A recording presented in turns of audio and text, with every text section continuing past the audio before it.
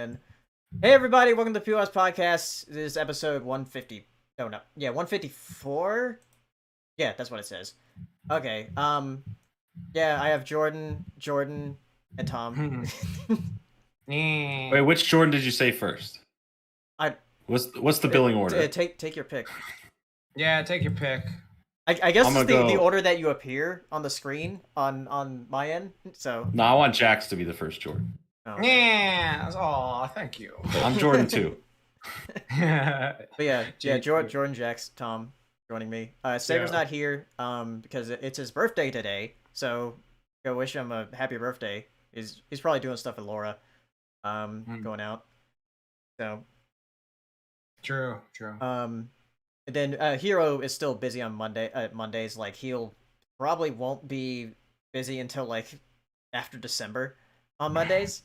But thankfully he will be at the next podcast because I'm going to have the next podcast on a Tuesday rather than a Monday because that's after we get back from Ponyville Ciderfest, the convention that we're going to.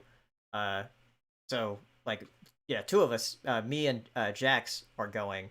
Hero's also going to be going too. Yeah. And that's going to be in Milwaukee from the 22nd to the 24th. So if you're there, come see us. And yeah. Jordan, you also just got back from a convention. Yep, I was at Too Many Games in Oaks, Pennsylvania, for the weekend. It was a good time. Good seeing people again for the first time in a couple years. So yeah. Nice. It was fast. It was fast, but it was good. Yeah, that's like a 2-day con. It's 3 days. It's Friday. It's a little bit of Friday and then Saturday and Sunday. Okay. But it's over before you know it. So. Yeah. Mm-hmm. Yeah, I saw like some of your pictures on Twitter there, and like you're responding to some of the other Spawncast people with like this distorted images.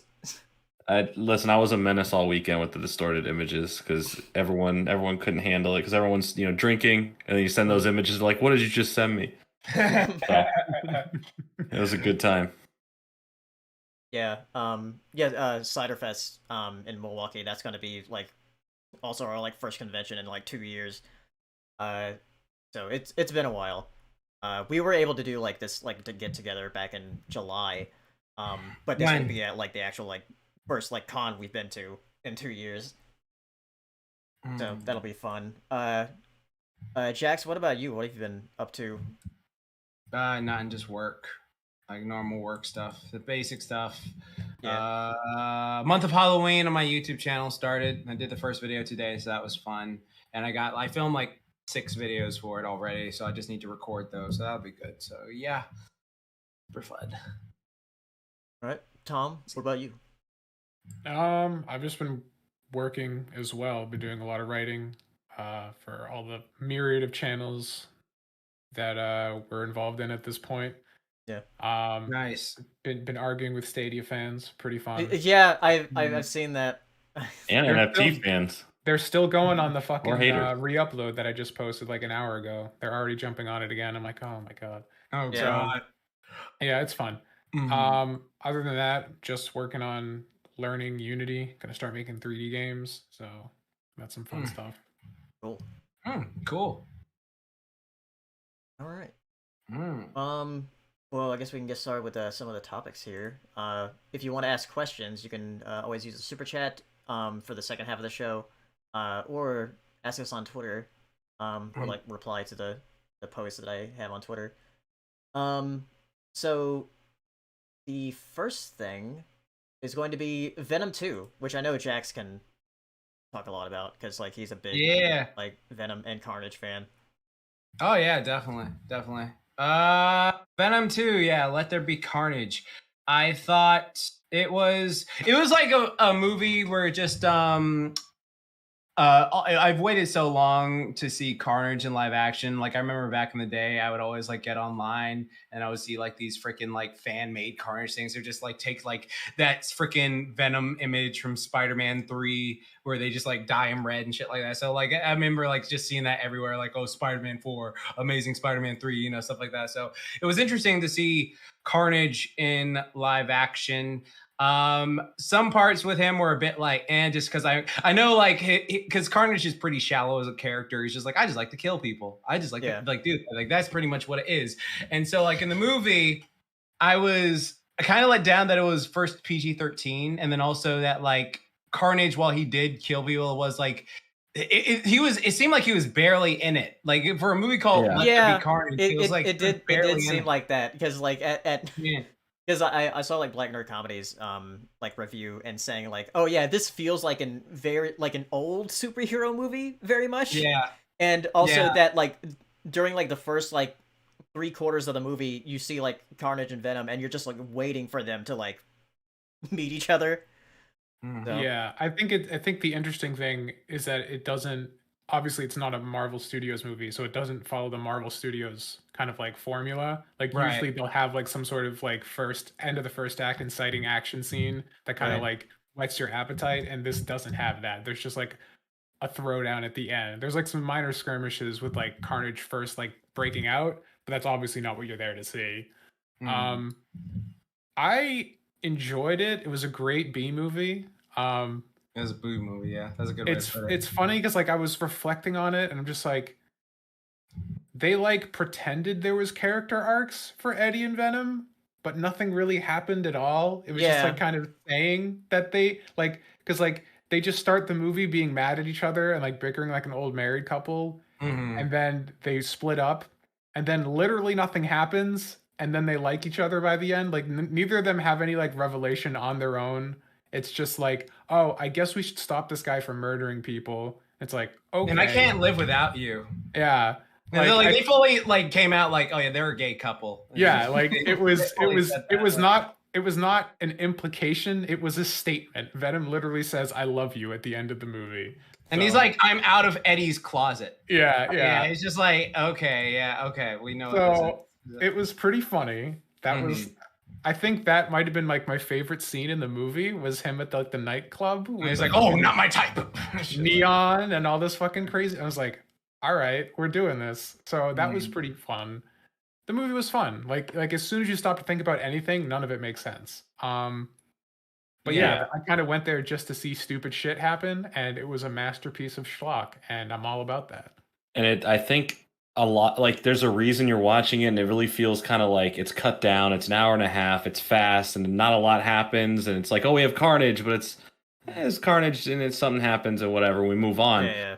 It's all just this build up, and the reason you understand why it's PG-13 and why it's a little bit weird is so they can rush to get to that end credit scene to be like, this is why you're here. This is the big thing, and it's like, okay, now I understand why that kind of felt a little like, all right, we kind of had to shoehorn a few things in here. Cut a few things out, and there's also some like mentions of certain things that make sense now within flashbacks early on of how they're going to introduce other things into the MCU. And I was like, okay, this is just that bridge movie to be like, all right, here you go. This is just like I'll put up a spoiler tag for. Oh yeah, good. Yeah. So I'll go ahead and do that. So is it up? Yeah, you can mute if you don't want to hear spoilers, and then unmute when it's down. But yeah, the end credit scene. The end credit scene, that was insane. Well, first off, before the end credit scene, for people who didn't know who that cop was turning into, he's Toxin. That's Toxin from the comic books. Because so many people are like, I don't get it. Like, who is Toxin? Like, Toxin. Does that mean Toxin returns? I guess. It's just like such a random the cop who was annoyed at him the whole time is now going to be a villain at some point. A little less exciting than Carnage, I guess. But yeah, even though Toxin was a anti-hero, straight up superheroes first, so like that's interesting how they're gonna do that. But yeah, like that whole thing at the end credit scene, I was just like, they ain't doing this. And then like, when Eddie starts, Venom is like, oh, well, I know a bunch of stuff. Like the shit that I can tell you is ridiculous. And Eddie's like, what? And then they start doing the thing. And then it's like, oh shit. And then like Venom like morphs, and then you see fucking MCU Spider-Man on the screen. It's like, oh shit, they're doing this. And it's just like you. And it's just like, that guy. Yeah, that guy. And it's like, okay, so me and Tom talked about this in like our spoiler chat, but it was just like, so was he part of like a hive? Because the symbiotes are all part of a hive mind where they all know every single thing about like every single thing in the universe. So like, Is it like the symbiote that was in Spider-Man 3 went to Earth and then he knows it and then he's like, oh yeah, well I have memories of that Spider-Man from this. So it's just like I like that was what my brain was doing through. It's just like, is that how you recognize him? It's just like I think that's the reason why before he was trying to do that like mind meld, he was like it's all a collective hive mind of information. Yeah. So like when he gets to the TV and says that guy, I think he's clearly going, wait, I know knowledge of this guy. He fought a different version of or another symbiote, another one they call Venom or mention of the universes. I hope fucking Topher Grace gonna get his ass beat for this. So like he's like, can you imagine if like the more we think about it, because it's like we already know that No Way Home is already packed at this point with stuff, and now the possible inclusion of even Venom appearing in that movie in any way, like he could just appear in a different movie, but the events are leading up to that. Are we going to get Spider-Man 3's Venom? Are we going to keep getting other random characters or just pulling out all these actors? Like, all right, Topher Grace, you're back in the MCU. We're going to get you back in here. Random guy on the subway. It's like, you mess with Spider-Man, you mess with New York. We get him back in here. You're going to pull out like the Tokusatsu Spider-Man from Japan. He's just going to show up in his fucking spandex. Oh, no, they'll get the fucking Spider-Man from the Electric Company to show up too. He's like talks in speech bubbles and shit like that. They get Miles Morales, but he's still in like cartoon form. So it's like some Space Jam shit. So yeah, like what's even happening anymore? Oh god, no. Like like from I don't know, because there's so many leaks, but there's like so much stuff where like it's funny how Andrew Garfield is like, so I'm not in this movie, I'm not. But then like you watch like various interviews of like other celebrities who lied about being a Marvel stuff, like Paul Rudd like lied about it, and then like it's like Brie Larson's like, I don't even know, I thought Captain Marvel was a man, like what is this? And then it's just like you watch all these interviews in a row, it's just like Andrew, it's okay, but then Tobey Maguire just is like shaking people's hands and winking and smiling and then like walking away. So it's just like Toby, it's just like Andrew, like we don't care, man. It's all about, but like I get that whole you got to keep the mystique thing because the Marvel snipers are on them. But man, like, if I was Tobey Maguire and someone came up to me on the street and was like, "Hey, you're Tobey Maguire. Can you tell me if you're in the new Spider-Man movie?" I just do the Spider-Man 3 dance and slowly walk away. Well, Tobey Maguire. That's why the Marvel snipers can't do anything. He's just bully Maguire in real life, just like bully Maguire. Yeah, just bully. Get out of here, nerd. Yeah, I'm put some dirt in your eye. But it really starts filling in those little puzzle pieces that we've had, like when like a year and a half ago, it feels like we got the Morbius trailer and all of a sudden Michael Keaton pops up in there and there's Spider-Man on the back wall. I forgot that's coming out. Yeah, because it was supposed to be out before Venom, but like now everything makes sense because it's like, okay, there's that poster of Spider-Man and Keaton's there, but Morbius should not be connected to that. And this just kind of solves that, all right, all these universes are now putting together. So I like that now we kind of know that and that why that makes sense. There's no more theorizing, well, how could that be in this? Is it a different universe? Are they like in the same universe but they're not seeing each other? But now it's all starting to make sense. So it's crazy how big this thing is going. And if we're in spoilers still, with the flashback thing with the house of people with powers and the word mutants dropped, this is kind of seems that this is how the mutants are actually going to be starting to come to the MCU is from stuff like that with what's his name? Shriek? Was that her? Yeah, that was her. So like that's how we're gonna start seeing that, because it was just kind of like no explanations, like, oh yeah, everyone's normal and then this girl has powers. Yeah. And it's like, oh, it's mutations. That's a little interesting. And there's a house involved in some way. And I don't know. I think that's how they're going to start actually doing it. And we're gonna see. I think there's a rumor of Doctor Strange 2 is going to bring us our first like the multiverse of madness. That'll bring us our first real. I mean, with a name like that, of course, there's going to be some shenanigans. And it's by Sam Raimi, so and Spider-Man is definitely going to show up in that one too. Yeah, like old Spider-Man, like Tobey Maguire is going to come through. Exactly. Like if he like shows up in this, like, of course he is, like at this point, like, because I remember seeing this like rumor that like Andrew Garfield and Tobey Maguire possibly have like 40 minutes of screen time. That's a lot. Like that's more than Iron Man. That's a lot. Yeah. Like Endgame. So it's just like, oh shit. So that's gonna be good. But then like I'm just wondering how they're gonna go about doing all this stuff, because it's really cool. Like it's one of those situations where like after he meets Spidey, like he'll finally have the spider on his chest. Hopefully, it's just like, oh, yeah. back. He was like, I like that look. Yeah, I like that. And then just fucking ask, yeah, because like that is one thing. He's like been rocking that ultimate Venom blank look for a while. So it was like he starts swinging by like doing his like. Yeah. Yeah, he just does. Yeah, that'd be cool. It's just like, oh, that looks cool. Yeah, it's fun. I will say this. I do like some of the humor hit for me in some areas, and in some parts it was just like, okay, like come on now, like I don't know. Some parts of the first movie like worked better. Like when it was just the worst part of the movie that entire movie was when he falls and like hanging off the building, and then his girl calls him, and I'm just like, you're gonna say hanging around, or you're gonna say hanging around. What are you doing? I'm just hanging around. I'm just like, yeah. My thing is like what. It was prevalent in the first one, but more so, it almost seemed like every like in mid sentence, like what is part of the U.S. accent does he have? Because he goes in and out of like 7 different accents. I hear Boston, I hear New York, I hear the multiverses were kind of already starting to synchronize as the movie went along. So he was suddenly changing where he actually came from. He'd be mid sentence, and he'd be like going from New York to like his almost like British. Like I was like, what is happening? Why is it all dubbed that way? Like I don't understand. It was very kind of like, I mean, Tom Hardy's a great actor, but I was like, what are you saying? Yeah. Yeah. I always struggle with Tom Hardy's name because I always want to say Tom Brady. Yeah. My favorite actor. Yeah. Venom. My favorite Venom. But anyway, yeah, we'll go out of spoilers here. But yeah, Venom 2, it's an hour and a half. It's short enough to where like, yeah, I'll watch it.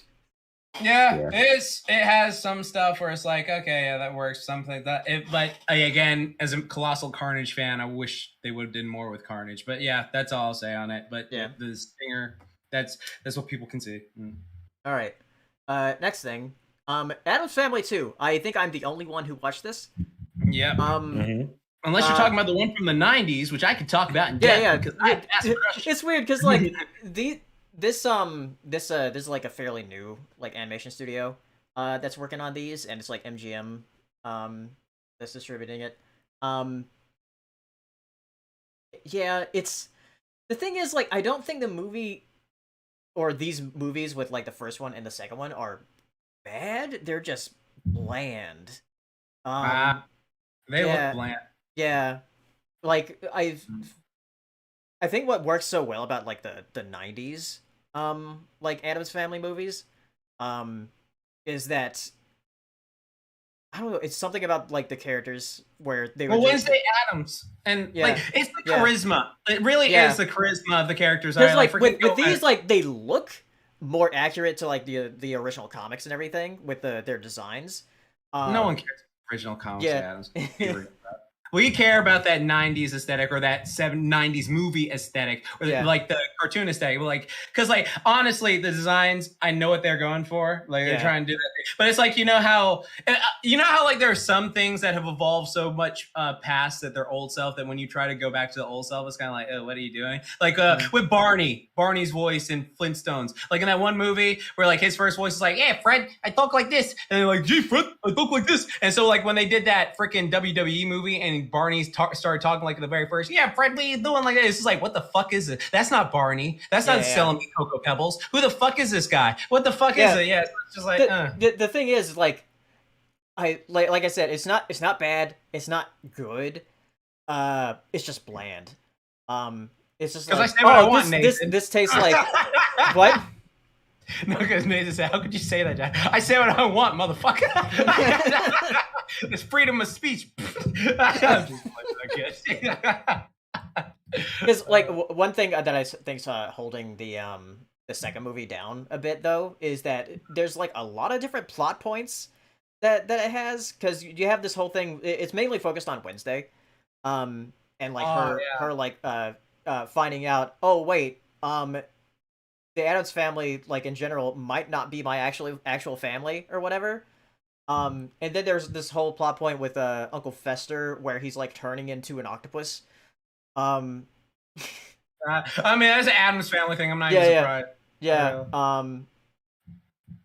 And then like Gomez like trying to reconnect with Wednesday, and then like Wednesday and Pugsley like Uncle Fester is trying to give Pugsley like women advice, which is really weird.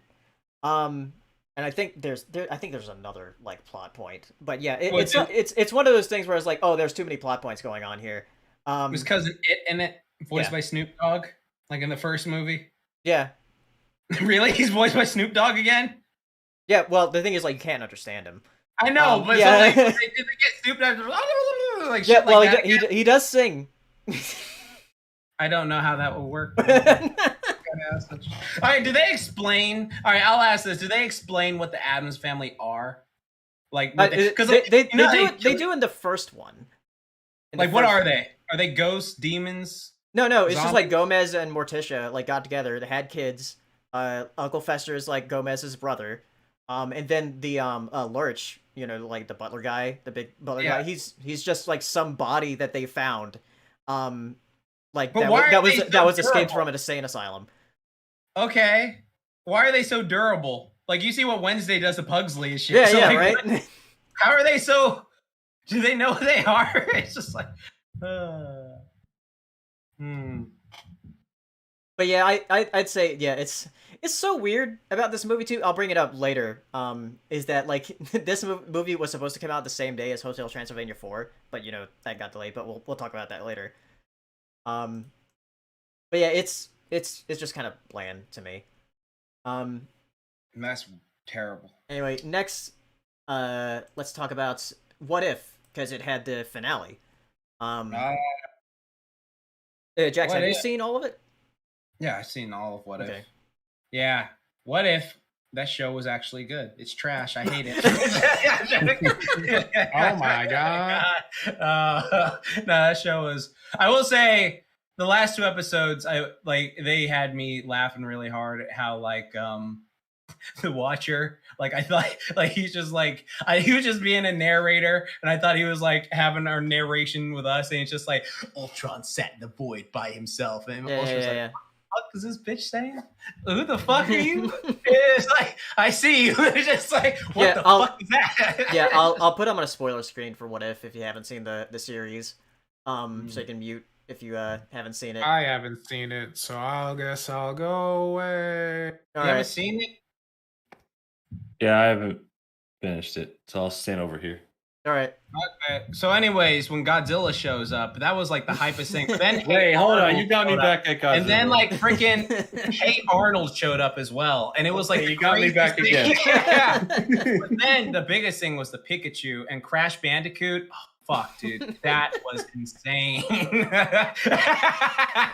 I'm just looking at everything, and then Spyro showed up. Yeah. So what I did, because there's a lot of episodes of this series where I'm like, oh, that's really cool, that's interesting, that's neat how they did that. Because like I thought like everything was just gonna be kind of like a standalone thing, but then with the last 2 episodes, we're like, oh no, we're gonna bring all this together. Yeah. Because the second to last episode was about like, oh yeah, what if Ultron won? Like against the Avengers. How do you feel about him taking out Thanos as fast as he did? Yeah, that was weird. Yeah, because I was just like, so Vision could have done that, because everyone keeps saying Vision was injured and weak, and he doesn't have the killing intent. And yeah, because Thanos has like 5 of the stones. Yeah. It's like, so it's just like, would he be that off guard? Like, to me, that part was just like, all right, I see what you're doing. You only got 30 minutes. Okay, Go ahead, proceed. But I was just like, Thanos is not that durable. He can't handle that. So I was just like, okay, whatever. But so that was interesting. How did Ultron just like became so mega powerful to the point where it's just like, so what can hurt him and what can hurt him? And then I will say this, in the second to last episode, the thing that kind of made me laugh again was like, okay, so Ultron is just like, I'm God, I'm so fucking OP, but yet Captain Carter and freaking like Black Widow are throwing hands at him, and I'm just he did that whole mega blast that you saw, like some freaking Captain Falcon punch shit where like it like lit up the galaxy, and it's just like, I know they're protected by Strange's magic, but I'm like, what the fuck? How is what? It's just like that was kind of odd. But I mean, I enjoyed it. Like, It was fun. yeah, it was like a fun like 2-part finale basically. Yeah. Yeah. Because like the second to last episode is like, what if Ultron won, and the last episode is what if the Watcher interfered. So like the Watcher like gathered all these different like characters from the stories. Yeah, and then he was like throwing Ultra on them hands for a bit. So it's just remember there was a part where they're flying through alternate dimensions, and then they literally pass fucking Darth Vader's palace on Mustafar. Really?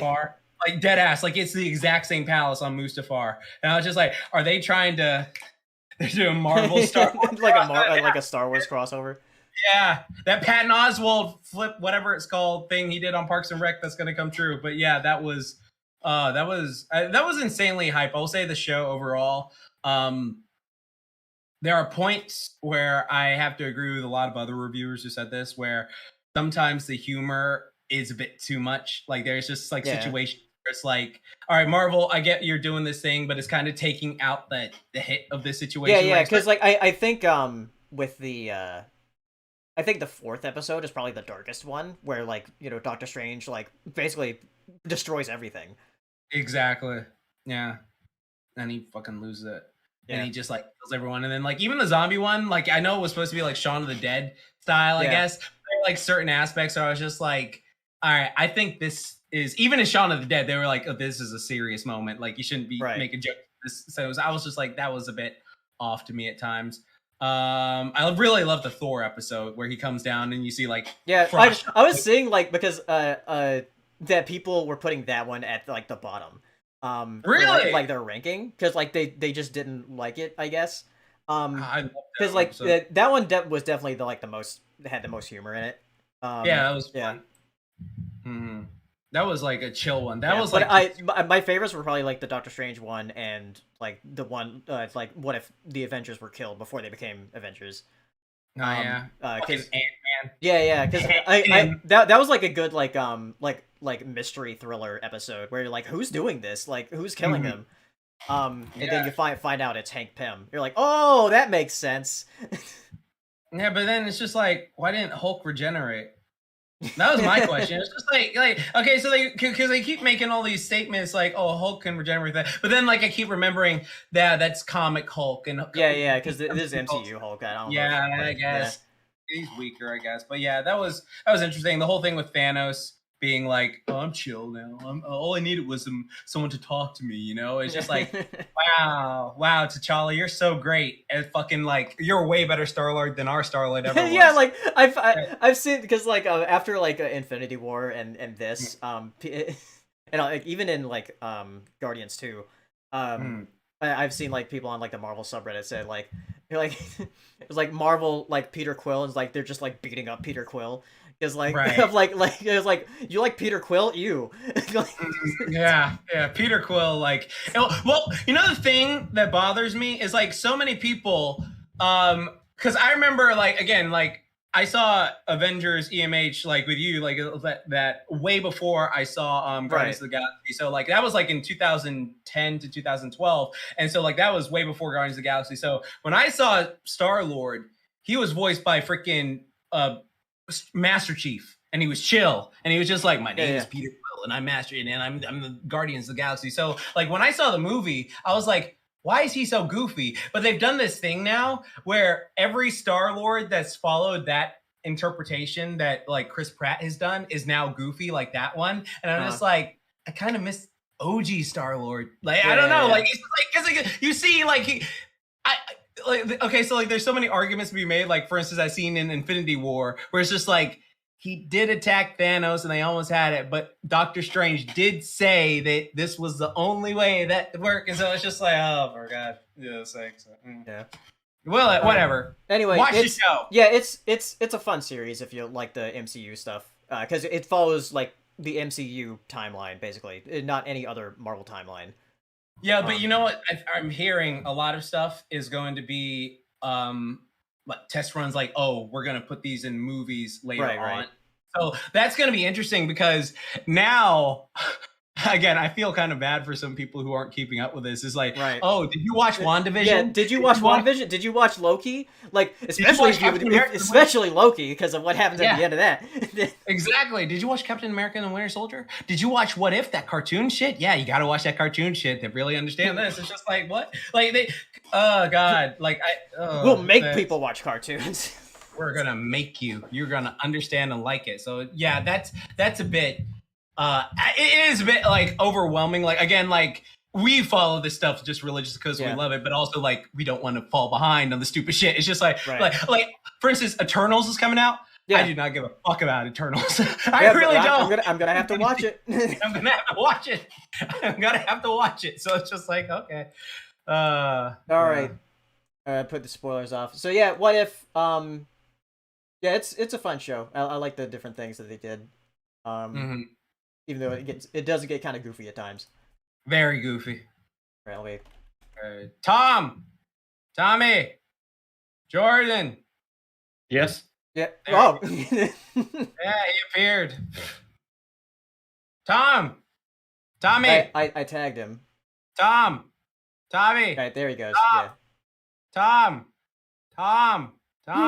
Yes, dear. Hi. All right. This is just a relive of HomoCon again. Yes, dear. I just can't do Which one of us is Eddie and which one of us is Venom? Venom, because I'm black. See, there you go.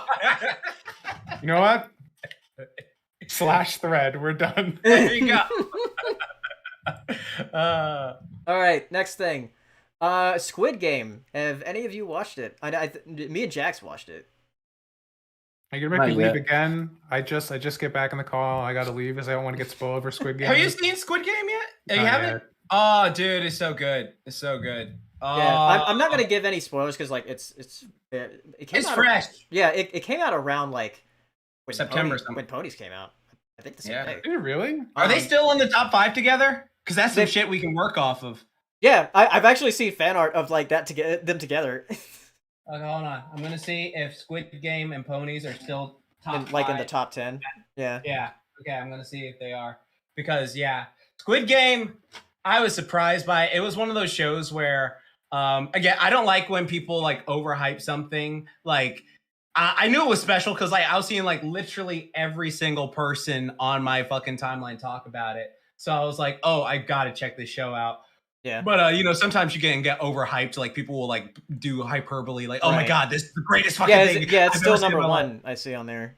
Still number 1, 2, 3, 4, 5, 6. Where are you, Damn it! Oh, Ponies off the list now? Yeah, it was there. It was there the last couple days, but yeah. Squid Game, still number 1. Really interesting concept. Like as they tell you in the trailer, again, no spoilers. Like the whole fact that they could take these childish games and make them into something deadly. I was just like, oh shit! Yeah. Like I feel like there was a joke about like this. Like I think ProZD actually did like a joke of like, oh yeah, this is anime about like whatever like weird game. Well, there's like so many. Yeah, it was like because like he did like a parody video about like, oh yeah, it's an anime about like tic-tac-toe or something. Right. Yeah. Because there's so many. There's like that movie Cube. There's like of course Battle Royale, The Hunger Games. I love Battle Royale. That's great. Yeah, exactly. There's like so many. And then there's another one recently that came out. So it's very cool that they're able to take that whole concept, taking something innocent and then turning it into like this. Like I remember when I first saw the trailer. Well, I didn't see the trailer actually. I saw a few images of it. I thought it was just going to be like, as they show you in the trailer. So this isn't a spoiler or anything like that. I thought it was just going to be like, oh, there's like some monster or demon like killer doll or some shit like that. I was just like, wait, what is this? And then I found out, oh, this is what it is. Like, this is actual game this way. And I was like, oh, that's interesting. Most of the games I see something in the chat says like a friend described the show to me as Hunger Games but with actual games. Oh yeah, that's a good way to put it. What were you saying, Tom? I've only seen photos of like people with masks that have like PlayStation buttons on them, and that's all I know about the show. Exactly. I'm assuming it's sponsored by Sony. Totally. Yeah. Totally. Yeah, that's the best way to put it. Like it was It was really. I'll say this, like the first episode, like because again, like people are arguing over the dub versus sub thing. I don't really care. I watched it both. Yeah, I'm seeing a lot more live action foreign language stuff be dubbed now to make it more accessible to other people, and I think that's really the one of the only reasons that this is #1 on Netflix is because it has a dub. No, that is legitimately what it is, because those people will be like, I don't want to rush this fucking fancy foreign film and shit like that. It's just like, I want to watch shit like English stuff, like, and then people, it's like Giga had a great tweet about that. It's like so hilarious how like all the normies are now having their own dub versus sub discussions, like when anime fans have had this for like decades shit. Yeah. And like it's just for me, like the reason I watched the dub first initially was just because I didn't know the show, so I like to work when I'm doing stuff, and so like I was just like had it on in the background. It's like, oh, okay, I can tell what's going on. And then there are some parts that are a bit like dub voice, but some parts it's fine. But then like I will say, of course, the Korean version is better. But like, that's the thing with like dubs versus subs as far as like live action stuff. Because with live action stuff, I almost always go for subs because just because yeah, because it doesn't match up. The thing is, like with anime, you can actually do that, like because it's just flapping mouths. With live action, is like they're actually like sounding out a word. So like and then it's just like they like do all these conflated things. It's just like how you doing? What? But yeah, wow. I still watch the dub though. That? Just so because, I don't know. Yeah, I still watch the dub though, just so I could watch it with my dad. So I watched it that way. But yeah, it's good. I would say that the dub, like the thing is, like, man, live action voice actors have a way to go to reach anime voice actors. Well, also, I think me and Hero talked about this before. Like, there are certain things in dubs where, okay, like, you'll have a character who looks like in anime, they'll look like they are yelling their brains out. Like, I can't believe that you came back in my life. And then sometimes you'll watch a dub and it's like, can you believe this happened? And it's just like it doesn't sound like you're loud enough. Like the way they're yelling, they should be projecting a lot louder. And the way you're yelling just seems like it's not matching the facial expressions or the way they're vocally doing it. So like there are certain series like that, like My Hero Academia season 4 had a lot of issues like that, where it's just like, I'm noticing it a lot now. It's still a great dub, but it's just like that. And like with this, especially in live action, you have to like watch how the people are acting. And I've heard this done before. Like you meet like a lot of and again, absolutely nothing racial didn't bad said about this or something like that. But like from what I've seen from people who are of Asian descent, they're talking about this. A lot of Asian people are very like reserved. They don't talk like like super hyper like that. But when you watch like their series, they're always just like super excited and emotion, and it's just like, okay, it's out there. And especially when you have to convey that in an English speaking dub, when they're like, hey, can you believe that he killed so and so? I cannot believe that, because let me tell you something, I was not going, and shit like, and it's just like, it's in, I feel like bad. I mean, not bad for the voice actors, because like the voice actors, they do what they got to do, but it's just like you have to match how they are. It's like when me and Tom love Godzilla movies, and it's just like the Godzilla movie is just like I'm immune to it at this point. Yeah, exactly. It's just exactly. It's just like it should just be a picture of just like a freeze frame, and then they're talking, and it wouldn't even faze me at this point because I'm just so immune to it. But I mean, we're really talking about the difference between like dubbing and like localization, right? Because a lot of the times when they change the scripts and like anime and stuff, they do it so that the words in English will match the amount of time and mouth movements of the anime. Because like a direct translation won't always be the same amount of syllables or the same amount of time. So in order to get around that, you have to kind of be creative with your translating, which is an extra step. Yeah, I think that's what they had to do specifically. I remember in Yu-Gi-Oh, that's why the reason why Pegasus calls Yugi Boy, because there's that extra mouth movement, so that's why they added that in there. So I always find that stuff interesting. It's really interesting. I mean, like, especially like if we're just talking about like dubs, like to go off with this to lead into my Squid Game point, like the Squid Game point. It's just like like Tom said with the localization, and like Jordan just said right there with like the Yu-Gi-Oh dub, it's like you compare old dubs back in the day where like they tried to change so much stuff to just make it more Americanized, like localized for like our area. And nowadays they're trying to be as authentic as possible, but like some areas they'll change. But it's just like, it's just again, they're like the way the Korean actors are projecting themselves in the scene. Like, of course, they're going to sound great in this, but then like it's also people are giving the dub actors shit, but it's just like I don't think it's fair when they're just like they're going off. They're literally watching the screen and they have to like match what they're doing. So like sometimes it's like The only one that like bothered me, like that woman, that woman, and like the guy with the tattoo. Oh, okay, yeah. Piece of shit. Because like everybody else like sounded like fine to me. I did hear there's some like older lady who has like a really young lady's voice. Yes. In the dub version. Yeah, that's most of the people joking about. Well, she like says, she jokes in the show. She's like, "Oh, I'm 19," and then like they're like, "Who's this old bag?" She's like, "Who's this old bag?" That's ridiculous. But yeah, Squid Game, it's good. I just finished it today. So it's very interesting. How many games do you think you could get through? I would just hope to vote out.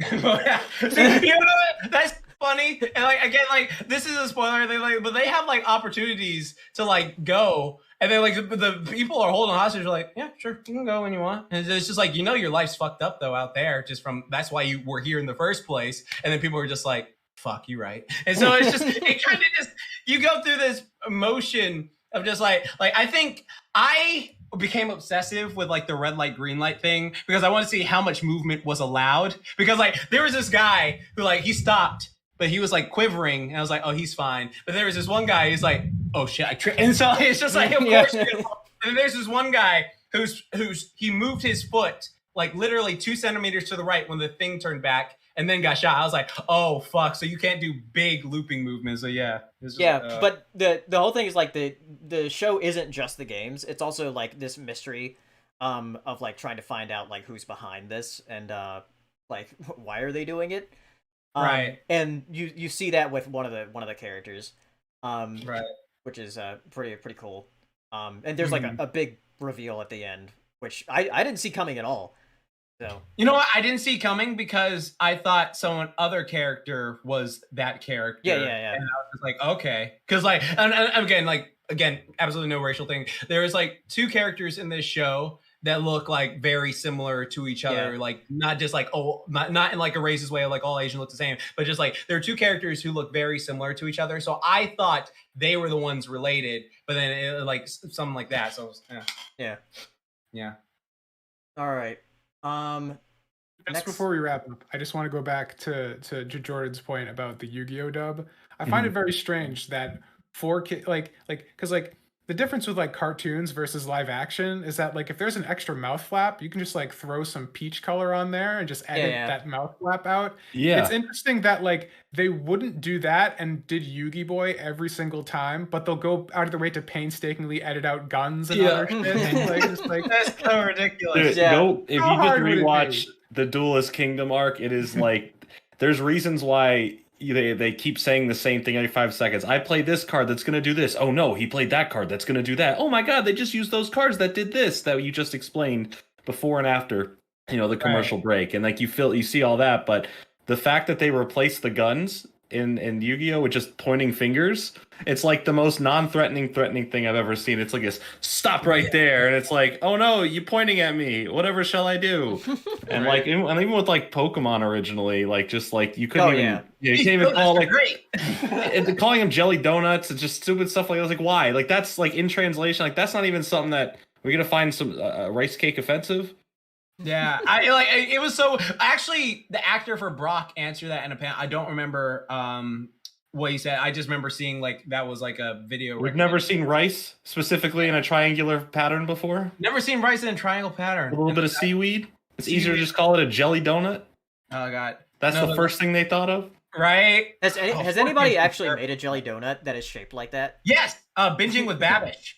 Binging with Babish. Yeah, he did a whole thing where he like made that exact. He made jelly donut. What a winner! And then like he in the same day, because it was April Fool's Day, he did not only the jelly donut Brock did, but he did the actual version too. He's like, all right, now here's how to make the actual version. So he like two different videos. Like that guy is such a beast. He's so great. But then, you know what's so funny about this is you're reminding me of like the One Piece 4Kids dub, where like whenever they drank alcohol, it would just be like, don't drink that soda. It's riddled with sugar. And you know, whenever they're just drinking it, it's just like in Digimon where they got the big guy drunk on sake and they had to drink milk and he'd fall asleep.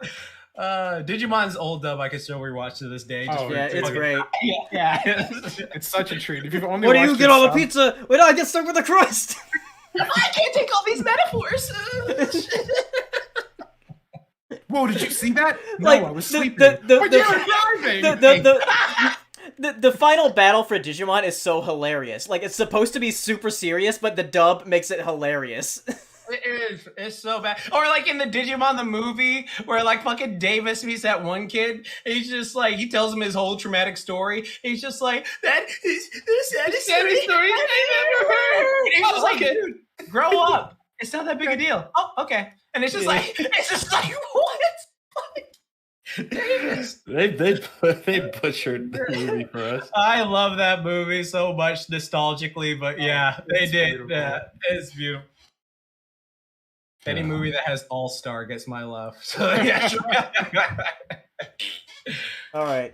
Next thing, The Ghost and Molly McGee. I watched this. It's on Disney Plus. The first like 5 episodes, but technically 10 because they're 11-minute segments. Into 22-minute episodes. And it has Dana Snyder in it. You know, Master Shake. Shake. Yeah, that's all he is. Gazpacho, from Chowder 2. Yeah, and he's the Ghost Scratch, and then Molly McGee. Like, she becomes like best friends with him. He tries to scare her and her family out of the house because like it's just where he lives, and she's like, no, let's be best friends. Because she's not scared by him. And it's a very cute show. It's a comedic series. They have like all these different little shenanigans. And there's a lot of jokes that kind of caught me off guard with this. Jax, I think you'd really like it with like some of the jokes they did. Like there's a clip on Twitter of one of the jokes where like they're trying to raise money for something. And a Scratch like comes by with this big bag of money and is like, where'd you get all that money? And he's like, oh, I'm just good with numbers or whatever. And then like they hear a police siren, and then she says, did you rob a bank? And it's like, no.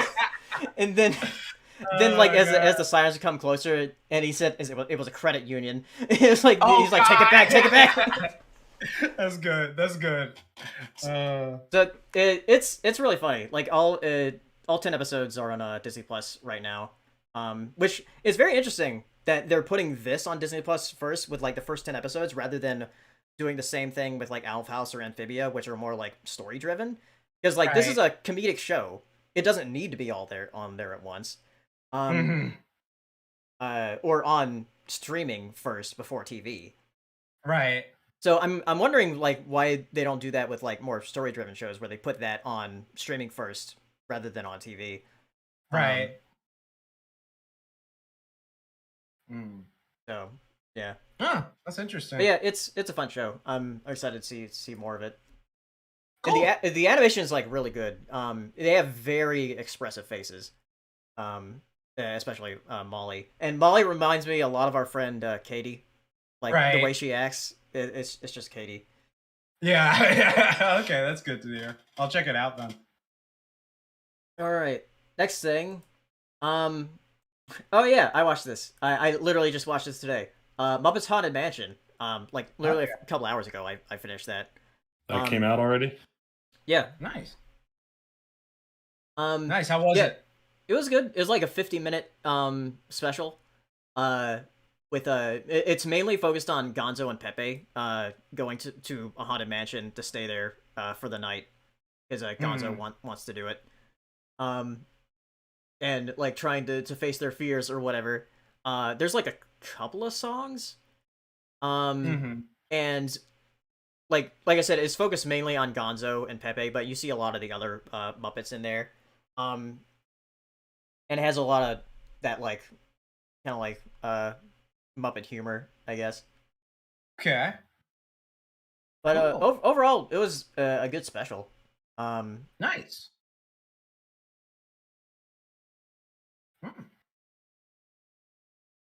I don't have Saber here. Yeah, Muppets. Yeah, I don't have.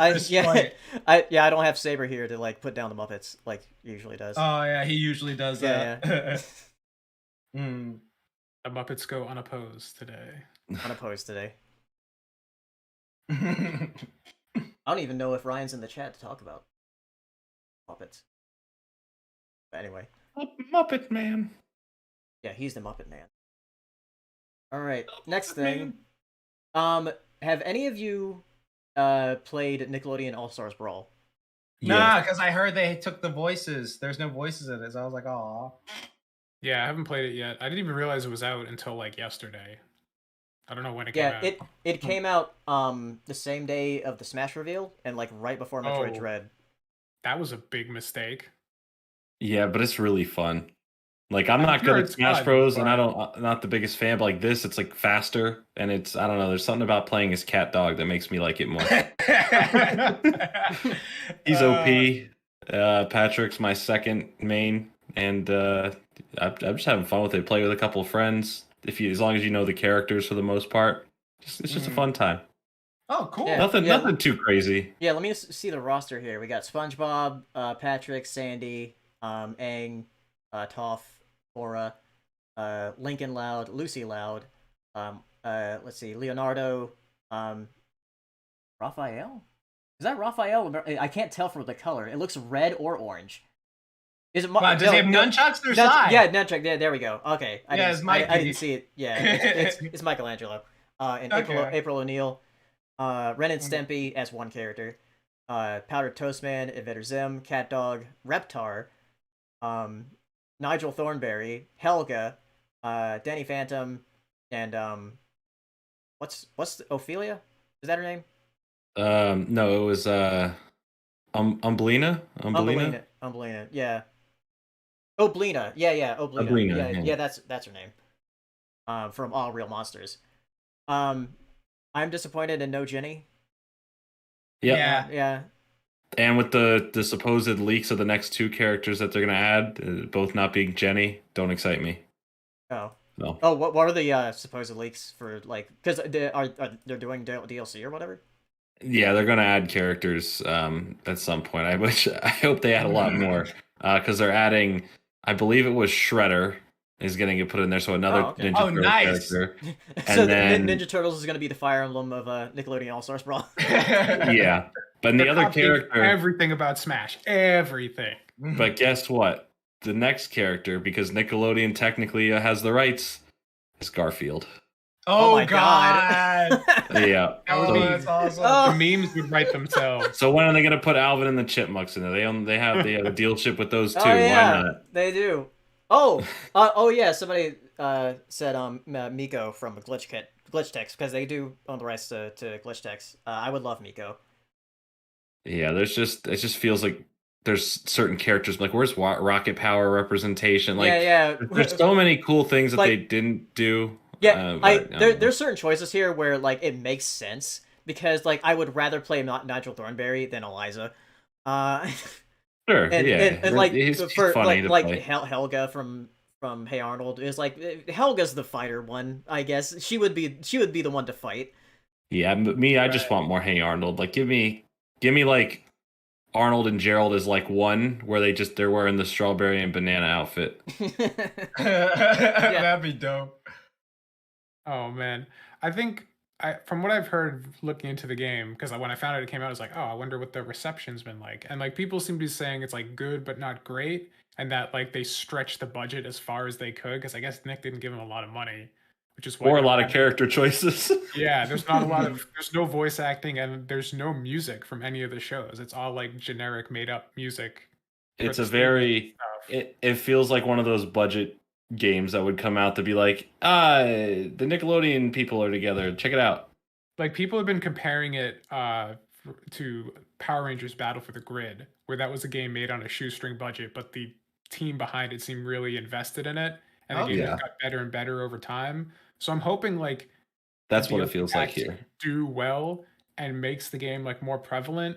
Mhm. But like either way, if you're gonna buy that game, definitely buy it for PC because you know they're gonna mod in voices and official music on the PC side for sure. Physical copies. So for some reason, all the physical copies that were supposed to come out all were delayed. So no physical copies if it store shelves apparently. Really? Like my copy from Amazon was like, yeah, we'll send it to you between the end of October and maybe in November. And my friend's like, I can't find it in any stores. So I was like, man, do I want to buy a second copy digitally? I want to play it now. I had a friend who was sponsored streaming it and had extra keys, so now I have it on the PC and I played it with them, and it's great. And I will say the online's pretty good. It runs pretty well, and it's fun. It's cool. The maps are small. The games feel fast. It's like a faster Smash Bros, but with less. I guess like less sweatiness to it. You know, it's not like, okay, I'm gonna do this. You can't get out of it. It's just fun. I didn't have any like, oh my god, this is annoying moment. Are there like any items or anything, or no items? Oh, box only. It's just fight. It's just fighting. But Reptar is like the tank. Like he can get up to like 300 something %. And he's not getting knocked off still. Damn. He's powerful. Wow. But unlike Smash, if you just go like if you get knocked slightly off of the edge, you have like a very small window, or else it counts you as out, and it does the whole like, oh, you died. So it's very small, window that you can fight in. Interesting. Ah, cool. Lincoln Loud's pretty good too. That's my third choice character. He's a good moveset. All right. Next thing, let's I guess me and Tom can talk about it. Metroid Dread. Or Metroid wait, Dread. Jordan, have you played any of it? Nope. Oof. But yeah, Hey, let me guess. You move back, left or right? Bad look. You move buddy. left to right, and you shoot some aliens, and you run away from a robot. Am I right? You move Right. left to right. Yeah. You punch Nickelodeon characters. You don't hear any licensed music. Sounds about accurate. you got Nickelodeon characters in Metroid? Yeah. It's on the PC, dude. On that emulated version, it's crazy. Shit goes They really thought of everything. They replaced all the X parasites with the Nickelodeon characters. Oh god. Perfect. But yeah, Metroid Dread, I 100%ed it over the weekend. You madman. Because yeah, well, I it's Metroid. I needed to do it.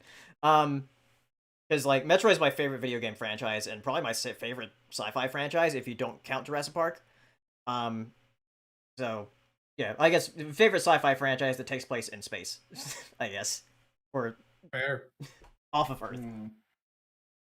Yeah, I feel like we could talk about this for a while, so we're gonna have to cliff notes this. Yeah. So Mercury Steam, they built upon what made Samus Returns like feel so good for Yes. controlling Samus. Because like she's got like all these different things you can do now. Like I literally found out today there was a move I could do that I didn't realize I could do, where you could do like because she has the slide now, and you can do a slide and then counter out of that slide and do a like a flash kick Spin or whatever. kick. It's fucking sick. Yeah, I mean the best thing, like they're really flexing their capabilities as animators in this game. Oh, yeah. Because the way Samus and all the Emmy move, the way they're able to like flawlessly transition from like any animation state to another animation state, that takes work. Like insane amounts of work to have everything blend that well. I've tried it.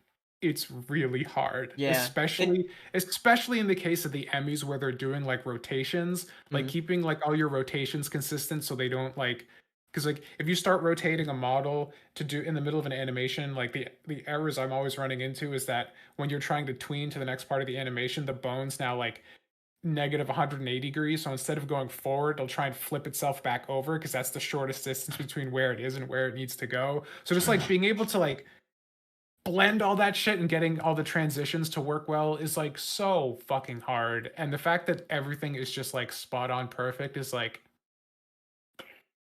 Yeah, insane. there's even like little details like where Samus like when she goes towards a like an opening for like a morph ball opening or whatever, and she if you go like against it and not go in it, like she'll put her hand on the wall. It's like they didn't need to do that, but they did. Yeah, they did. And it's just like so it makes everything feel much more tangible, which is nice. I think a lot of the nice things is like they'll usually have like an establishing shot every time you enter a new area. And there's a lot of like background detail that makes it feel three-dimensional. Because like you're obviously locked on a 2D plane, but there's tons of like not even parallax because it's full 3D, but just like environments go backward in space, which makes a lot of the more open areas feel like there's an actual space you're in and not just locked on a grid. Right. And there's like a really good just details like that flesh out everywhere you're going and stuff. Yeah, and the bosses are really fun. They're hard but fun. Yeah. Because this is not like Dark Souls where you get annoyed when you die because like it puts you right back to the beginning. The checkpoints are ridiculously liberal. Thank God, because if it worked like other Metroid games where you go back to the last time you saved, I don't think I would get through it. I think I get way too frustrated. Yeah, yeah. I'm so glad that it puts you like, oh yeah, you're right in front of the boss door again. Pretty much every door is a checkpoint in the entire game. Yeah, for the most part.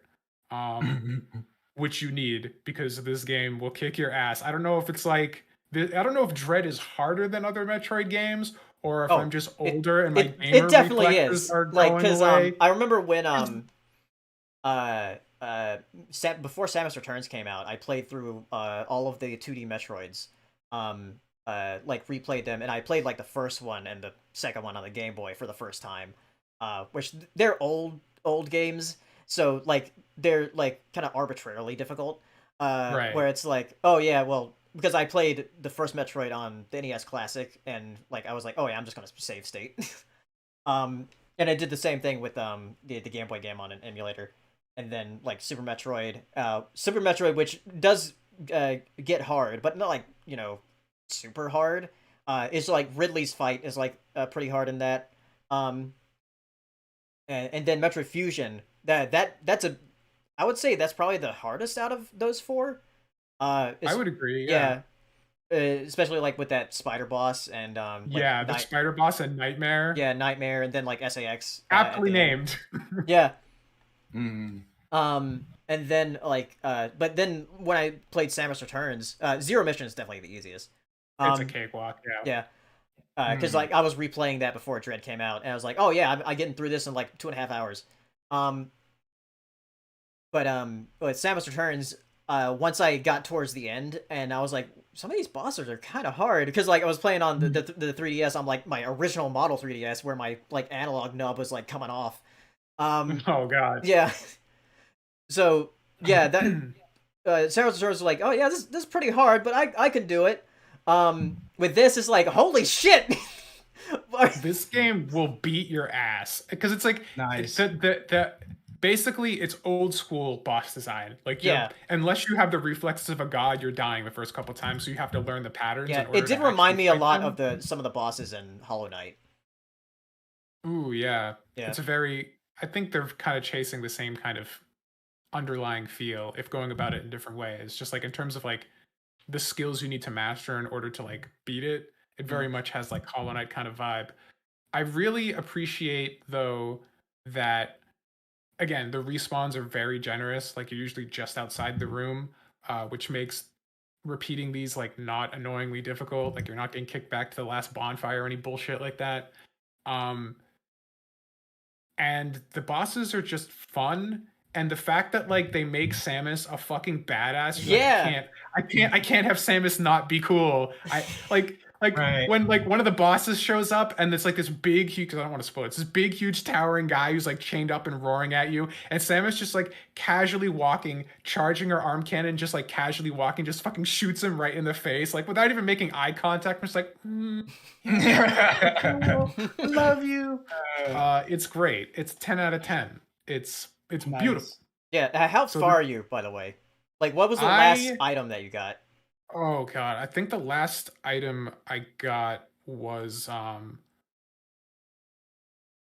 I'm pretty far at this point. I think I'm probably like 75% done. I have I think the last item I just got was the spin jump, the double jump. Oh, the space jump. Yeah.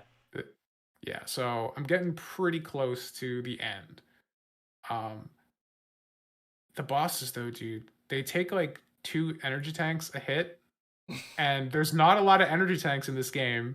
Most of the energy tanks are energy shards. You only get you have to get 4 of them to get an energy tank. So it's just like, yeah, you get like 3 hits and then you're dead. Like, do better, buddy. And it's just like, but man, so you got the space jump, so you don't have the screw attack yet. No, don't have screw. Okay, because I was so glad when I got the screw attack. I was like, okay, now I'm a badass.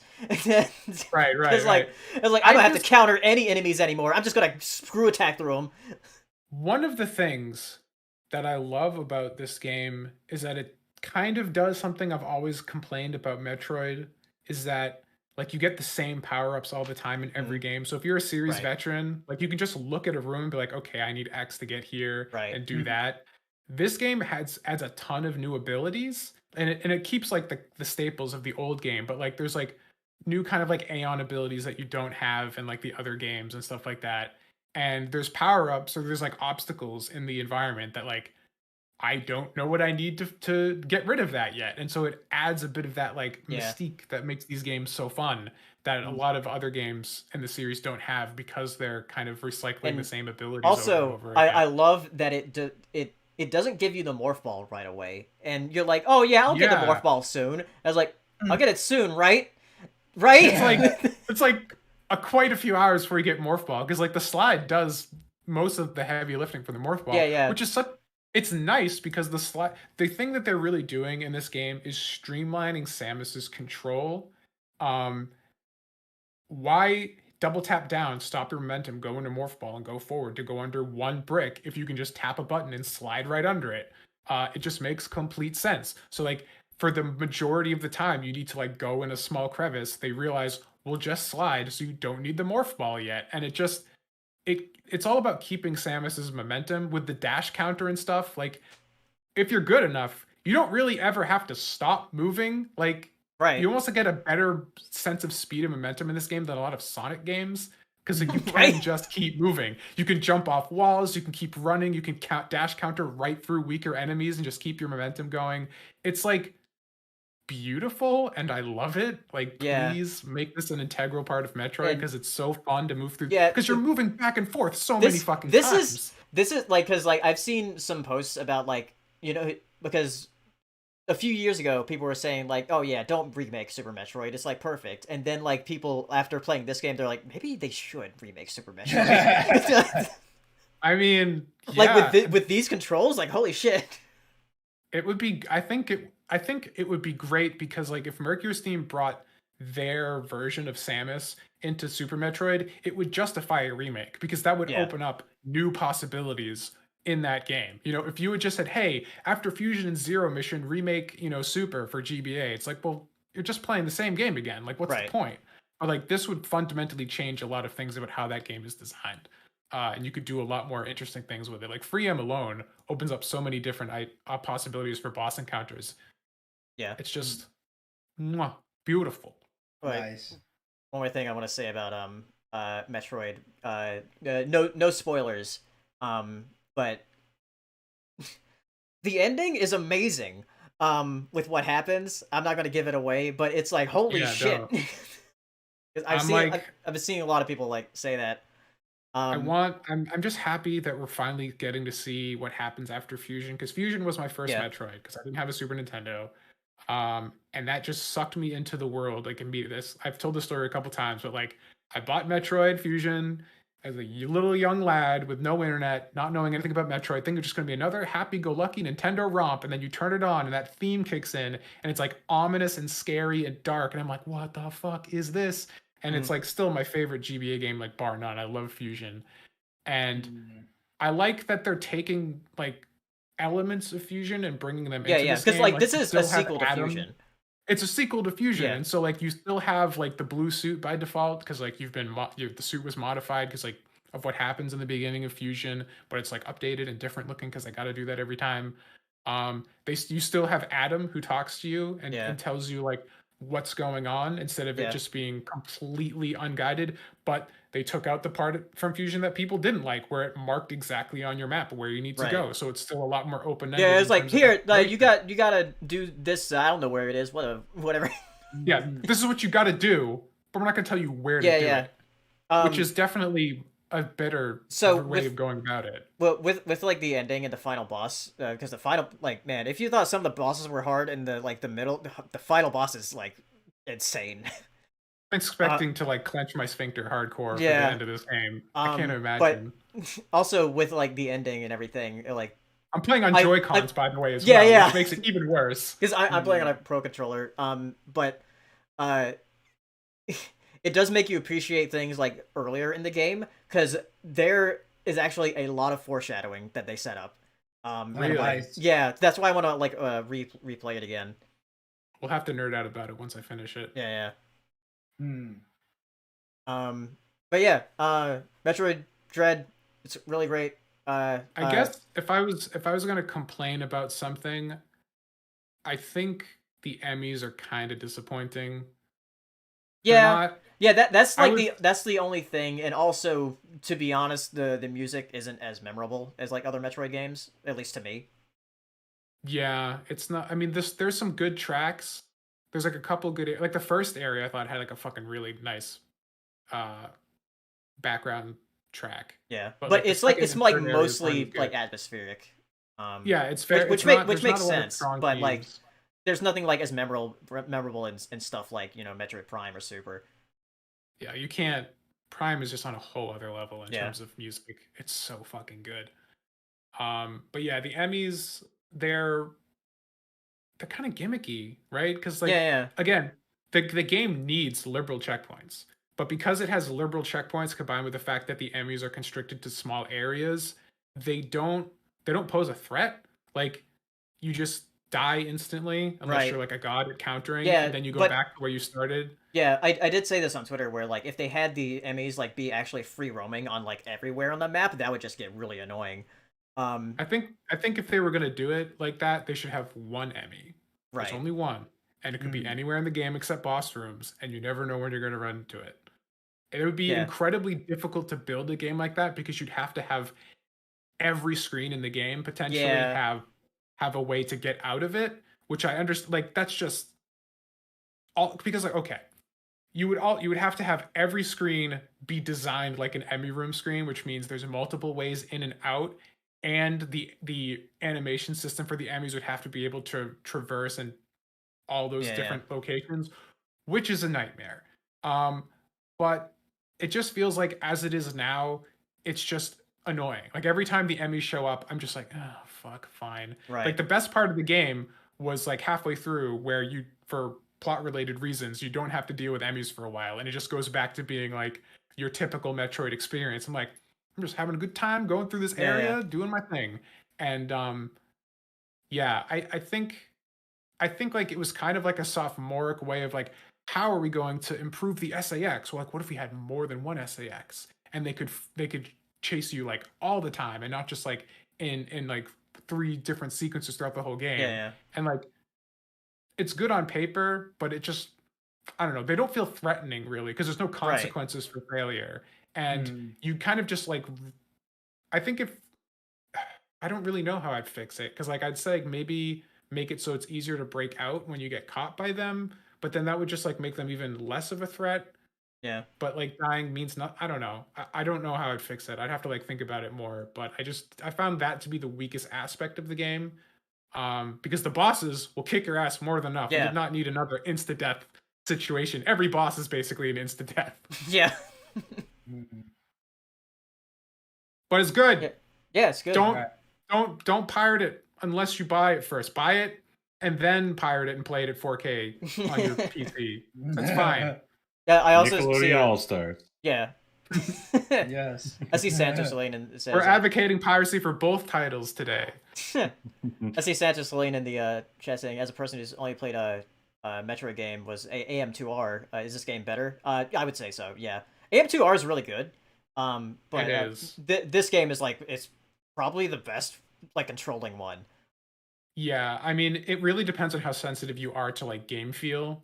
Yeah. I'm someone who like lives and dies by game feel. Like, it's my most important kind of like sticking point. Like, you can give me my favorite game in the world, but if like the controls aren't perfect and like the game feel isn't tight, I can't deal with it. AM2R plays like Zero Mission bigger, which is great. Zero Mission's a fucking fantastic game.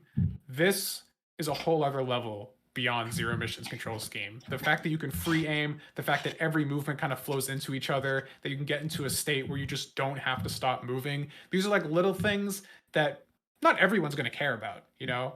But if you do, if you kind of care about that kind of like feel, that like very ephemeral feel of playing a game, like Dread nails that in a way that few games do. Yeah. Yeah, Metroid. I love it. I hope they make more. Now to wait 10 years for Metroid 6. Woo! Yeah.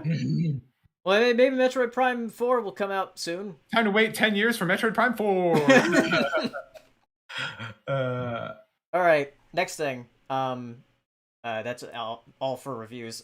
Some trailers. Right. Encanto. Put it on Saberspark 64. Yeah. Encanto had a trailer. It's full trailer rather than just its teaser. It's this the Disney movie coming out in November that has music by Lin-Manuel Miranda. And it's based in Colombia, I think. Okay. But yeah, it's about this family. They all have like different like powers. And the house is alive. But cool. they've got one family member that doesn't have any powers, and yeah, and like in the trailer, like the house is like losing its magic, so she has to find out why that's happening.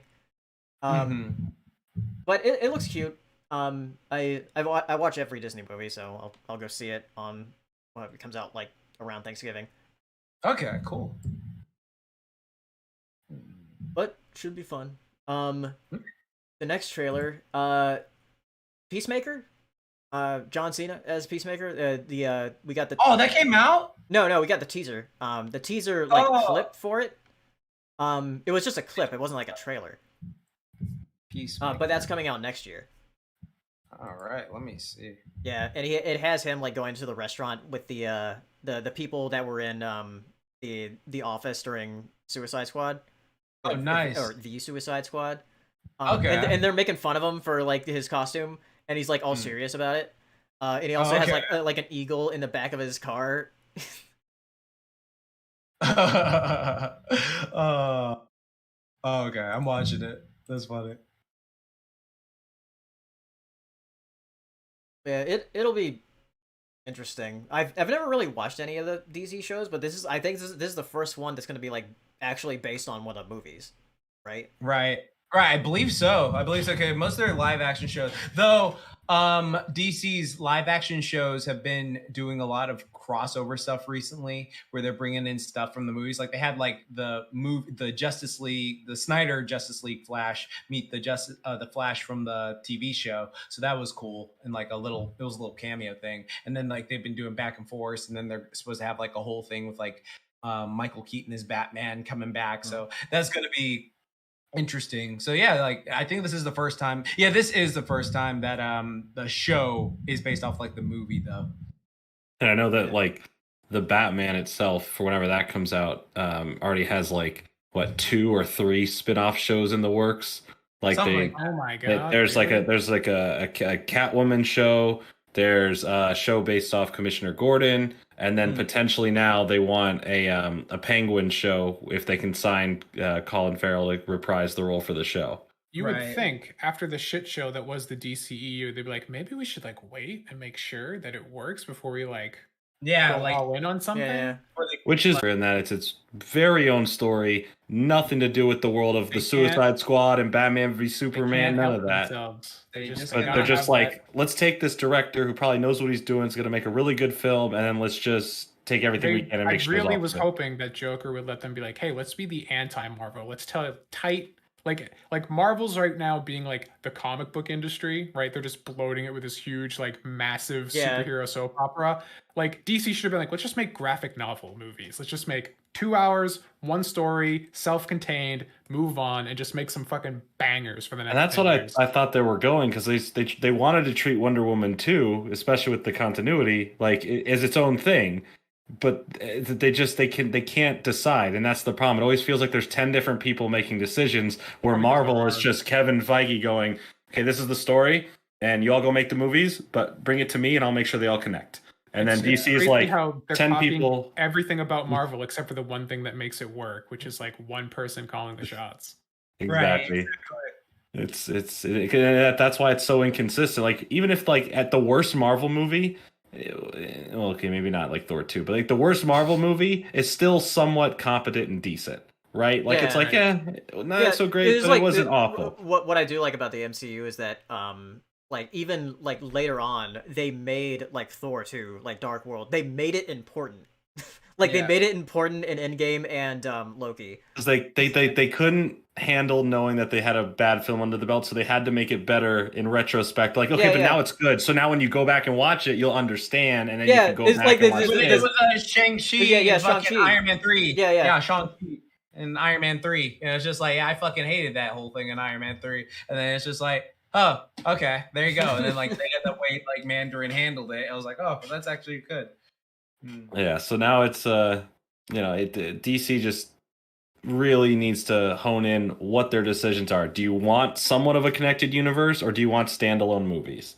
Because it seems like they're doing a bit of both, and then now with HBO Max, they just can't help themselves but milk everything that they have. They're like, okay, but we can put it on the streaming service, and a Batman related show would do well for us. Right. How many you need? You need 3 Batman shows? Yeah. Why? Did anybody like Gotham? I never watched it. Was Gotham? I never watched it either. I guess that explains everything we need to know about Gotham. I know eventually, from what I've heard, is that it goes from like the police, Commissioner Gordon story, and like there's like kid Batman, like after his parents, were murdered, like that's his only importance. But then I guess, I don't know if it was a viewership issue, but like the last 2 seasons specifically turned into the rise of young Batman, because they had nowhere to go. They're like, let's just make it the Batman show. Yeah, they brought in like 10-year-old Bruce Wayne. Yeah, no, he was a teenager by the end of it. It was like embarrassing. Yeah, so like what they did was they had him because it started off, like Jordan said, with like the show just being like cop centric, and then they seemed a bit grounded for like Batman series. But then like as it gradually went along, it's like, oh, okay, there's the Joker. Oh, actually, we faked you out. That's not the Joker. This is actually the Joker, his brother. Oh, he's getting the thing come in. Oh shit, so and so's coming in. Oh fuck, we got Bane now. This guy is Bane and shit like that. And it's just like they just started doing a bunch of like crazy shit, and it was just I mean, if you have to like bring in Batman staples to sell your show that specifically was marketed to not be about Batman, maybe your show was a bad idea. Which is, I'm thinking, like, how are you going to do another Commissioner Gordon based show? Well, that was like going to be my next point. Like, okay, so you realize you had to fucking pull Gotham out of a nosedive by bringing in Batman. So your idea is for your next Batman vehicle, make 3 shows that have nothing to do with Batman again? Yeah, and then he's going to show up in the background. It's always going to be like, where's Batman at? And shit like that. It's like, I feel like that the Batman is going to be a really, really well-made movie based on everything it looks like it's going to be. And then all these shows are just going to start tainting and ruining it. And I'm sure Matt Reeves is... I mean, I'm sure they'll put his name on that he's producing them, but he really is not going to produce all the shows. He's just going to get the name on there for credit. I'm sure he's like, you guys are bastardizing the work right now. Right. The DC movies are just going to be inverse to the Marvel movies. Instead of like a couple stinkers amongst decently good movies, going to be a couple gems among a sea of stinkers. And that's how it feels like. There's very few where I'm like, wow, that was really good. Most of them I'm like, eh. And then there's definitely a handful that I'm like, nothing is happening here that makes sense at all. This is just a whole bunch of nothing and really bad CGI. So yeah, I mean, it seems like, I mean, I don't want to like downplay how difficult it is to do what they're trying to do, because it's a lot of work to coordinate absolutely on such a huge scale, something like an MCU. But like the very reason why it's so complicated and they don't have anyone to head it is why they should have done the kind of like self-contained movies, because that's so much easier to deal with, which is why until the MCU, that's how superhero movies were handled. Yeah. But anyway, yeah, Peacemaker's coming out next year. Mhm. This show What? on HBO Max. Who? Next thing. Oh yeah, another thing coming out on HBO Max. House of the Dragon. The Game of Thrones prequel series. Oh, I am so excited. Are you though? Not even a little bit. Exactly. Moving on. Yeah, yeah, I saw the trailer and like, man, I feel nothing. Just because of how badly Game of Thrones ended, I'm just like, oh, I don't care. It died I for went- nothing. It died I for went, nothing. ooh, They're dragon. not even doing the Star Wars movies now. You went, ooh, dragon. I went, ooh, dragons, because I was like, that was the only thing you could say in season 8, really. Is like, oh, look, dragons. Yeah, the dragons. Yeah. Well, hopefully, So- maybe that's how they catch people with this one. It's like, oh yeah, this is just all dragons. This is like 200 years before It's nothing like, Game of but Thrones. dragons. Yeah, Right? yeah. It's like, oh yeah, there was going to be a bunch of dragons in this one. Yeah, it's Yeah. one of those situations where a show's legacy has tainted even like something that could have been good. That it's just like, even if this comes out and is fucking great in God tier, it's just like, dude, you messed up with those last couple seasons. Now you really fumbled the bag when you didn't have to. Like, I think that's the biggest issue that they're getting so much shit for is like they literally didn't have to. They like had opportunity. They fumbled their opportunity because like they gave them like, hey, you don't have to do it this way. You can do it like this, and they were like, Yeah, no, yeah. we're gonna do it like Like, yeah, Just like- HBO wanted. They more wanted to seasons. rush through it. Yeah. They Yeah. wanted to rush through it to get to them Star Wars movies, and they fumbled it. And then Disney was like, we don't want the smoke. Sorry, Yeah. we don't want that issue. I'm trying to hold some semblance of optimism for this because before that there is at least 6 or so, like 6 and maybe a bit of 7, but like 6 solid seasons Yeah, of yeah. Game of Thrones. And like if you really want to break it down, 4 incredible tight seasons of Game of Thrones. And I know that there's so much in this world that I love that I want to return to. And I just hope that everyone who's working on this show is really working close to making it like that. And in HBO, which they like to be known for their quality work, I'm sure that they're diligently making sure that they don't have another Game of Thrones season 8 issue on their hands. Right, exactly. Yeah. I think the biggest question mark for me in terms of like being able to even do that is I think the later seasons of Game of Thrones really showed that like everything that was good about Game of Thrones was George R.R. Martin Mhm. and Right. nothing with D&D, right? Because like as soon as they were left to their own devices, it became like a stereotypical fantasy television show. Right. Like They're great at adaptation, but when it comes to creating their own, it doesn't work. So Are the they gonna second they find started off that script, anybody who can even like write that complicated? Like there's a lot going on in those first 4 seasons because it's pulled directly from Martin's work. That like the character writing and the dialogue and like that, it's just all so sharp. And there's not a lot of people who can write like that. And I'm just like, that's the linchpin of what made the show so appealing in the first place, was that grittiness and that complete like conviction to like do things in your canon that most storytellers would shy away from. Like well, not many shows have the balls kill off their protagonist in season 1 and then have more seasons after. Like, you know, that's ballsy. And I don't know if like studios will let people do that. Right. well, let me get you excited right here because the 2 main writers, aside from George R.R. Martin getting credited for whatever for this, one of the writers, prestigious, all right, has done such incredible works as 2018's Rampage with Dwayne "The Rock" Johnson and the 2014 Hercules movie with Dwayne "The Rock" Johnson. So there's some definite writing quality behind there. And the other writer who is working on it has done, wrote a couple episodes of The 100. There was like 0.76 seconds where I thought maybe you were actually legitimately excited, and I kind of had like a little spark of like happiness come back into my life, and then you Yeah. immediately extinguished it. I just wanted you to know how I felt like going like, oh, okay, maybe we have a chance. I looked it up and I'm like, ah, shit. So hey, sometimes a writer just needs to blossom, and this could be their best work they've ever done, and this is their legacy. But at the end of the day, I don't What have you're much to telling me go is The on. Rock is going to be starring in this show. Yo, what if He they make the is. dragons talk Yeah. and it's voiced by The Rock? That's what's gonna happen. It's gonna be like, hey, do you even lift? It's like, it's I know that guy. It's The Rock. Yeah, everyone have a good time? No? Okay. Cool poster though. Yeah. Right. All right. Next thing. Resident Evil, Welcome to Raccoon City, had its trailer. With a very weird music choice. What's Up by Four Non Blondes, which has become sort of a meme song over the past like couple decades because of the He-Man music video or whatever. It was like that was a weird song choice for this trailer. That tells me that they're out of touch, which is not a good sign. It felt like they edited the trailer to make it seem like it was like funny and lighthearted. Yeah. But the stuff they were showing didn't seem funny and lighthearted. Right. And I was like, the thing this is like a very odd tone. If you watch the international trailer, it's actually better. Because like they don't use that song, and it's edited differently. Good choice. Yeah, that trailer did not sell me on it. Yeah, like at least it'll be more accurate, I guess. Yes.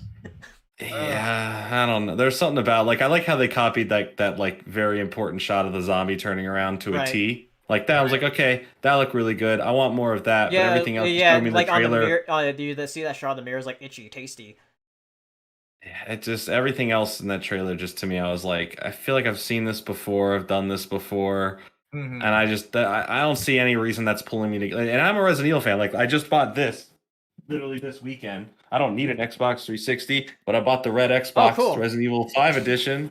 You know, like I like Resident Evil, but the movie it's not selling me. It's not selling me on it. Yeah. Especially having the trailer come out a month or so before. Like I've been burned 6 times before. Yeah. Well, the first movie's all right, kind of, but you know. I don't know. I'm just not sold. I really have to. If it comes out and everyone's like, you know what, surprise, not bad, I'll be like, okay. If people who like Resident Evil enjoy the film, because I know the director said like, oh yeah, we're taking inspiration from Resident Evil 2, the remake. Yeah, that shot specifically with the zombie turning around. I was like, yep, that's that. I thought they just took that from the game. I was like, that's a video game shot right there, isn't it? Right. No? Okay. Yeah. So. Yeah, we'll see when it comes out. I think it comes out like the same time Encanto does. It was like, oh yeah, double feature. I'll watch a Disney movie and then Resident Evil. Is this rated R? I forgot. It has to be, right? I think so. It better be. It's gotta be. Yeah, I'm hoping because it's a lot of blood and gore. I kind of want the blood and gore in my Resident Evil. You know, you know, we'll see. Right. All right. Next thing, there was a trailer for Robin, which is a Christmas special by Aardman, which is going to be coming out in December, or actually I think in late November. And it's about this little Robin that wants to be a mouse, and they're learning about Christmas and whatever. But it looks very cute. Aardman has always had like very like cute movies. This looks a very different style from what they usually do though. Like everything's sort of like felt looking. Right. So I do look forward to this little Christmas special because I do like Aardman's like movies and stuff and their shorts. Nice. All right. Last few things for the news. So Catherine Hahn, who was Agatha in WandaVision, apparently they want to make a spinoff for her. Everyone wants a fucking spinoff. Out of all the characters? I mean, she's great, but it's like, what was the detective show with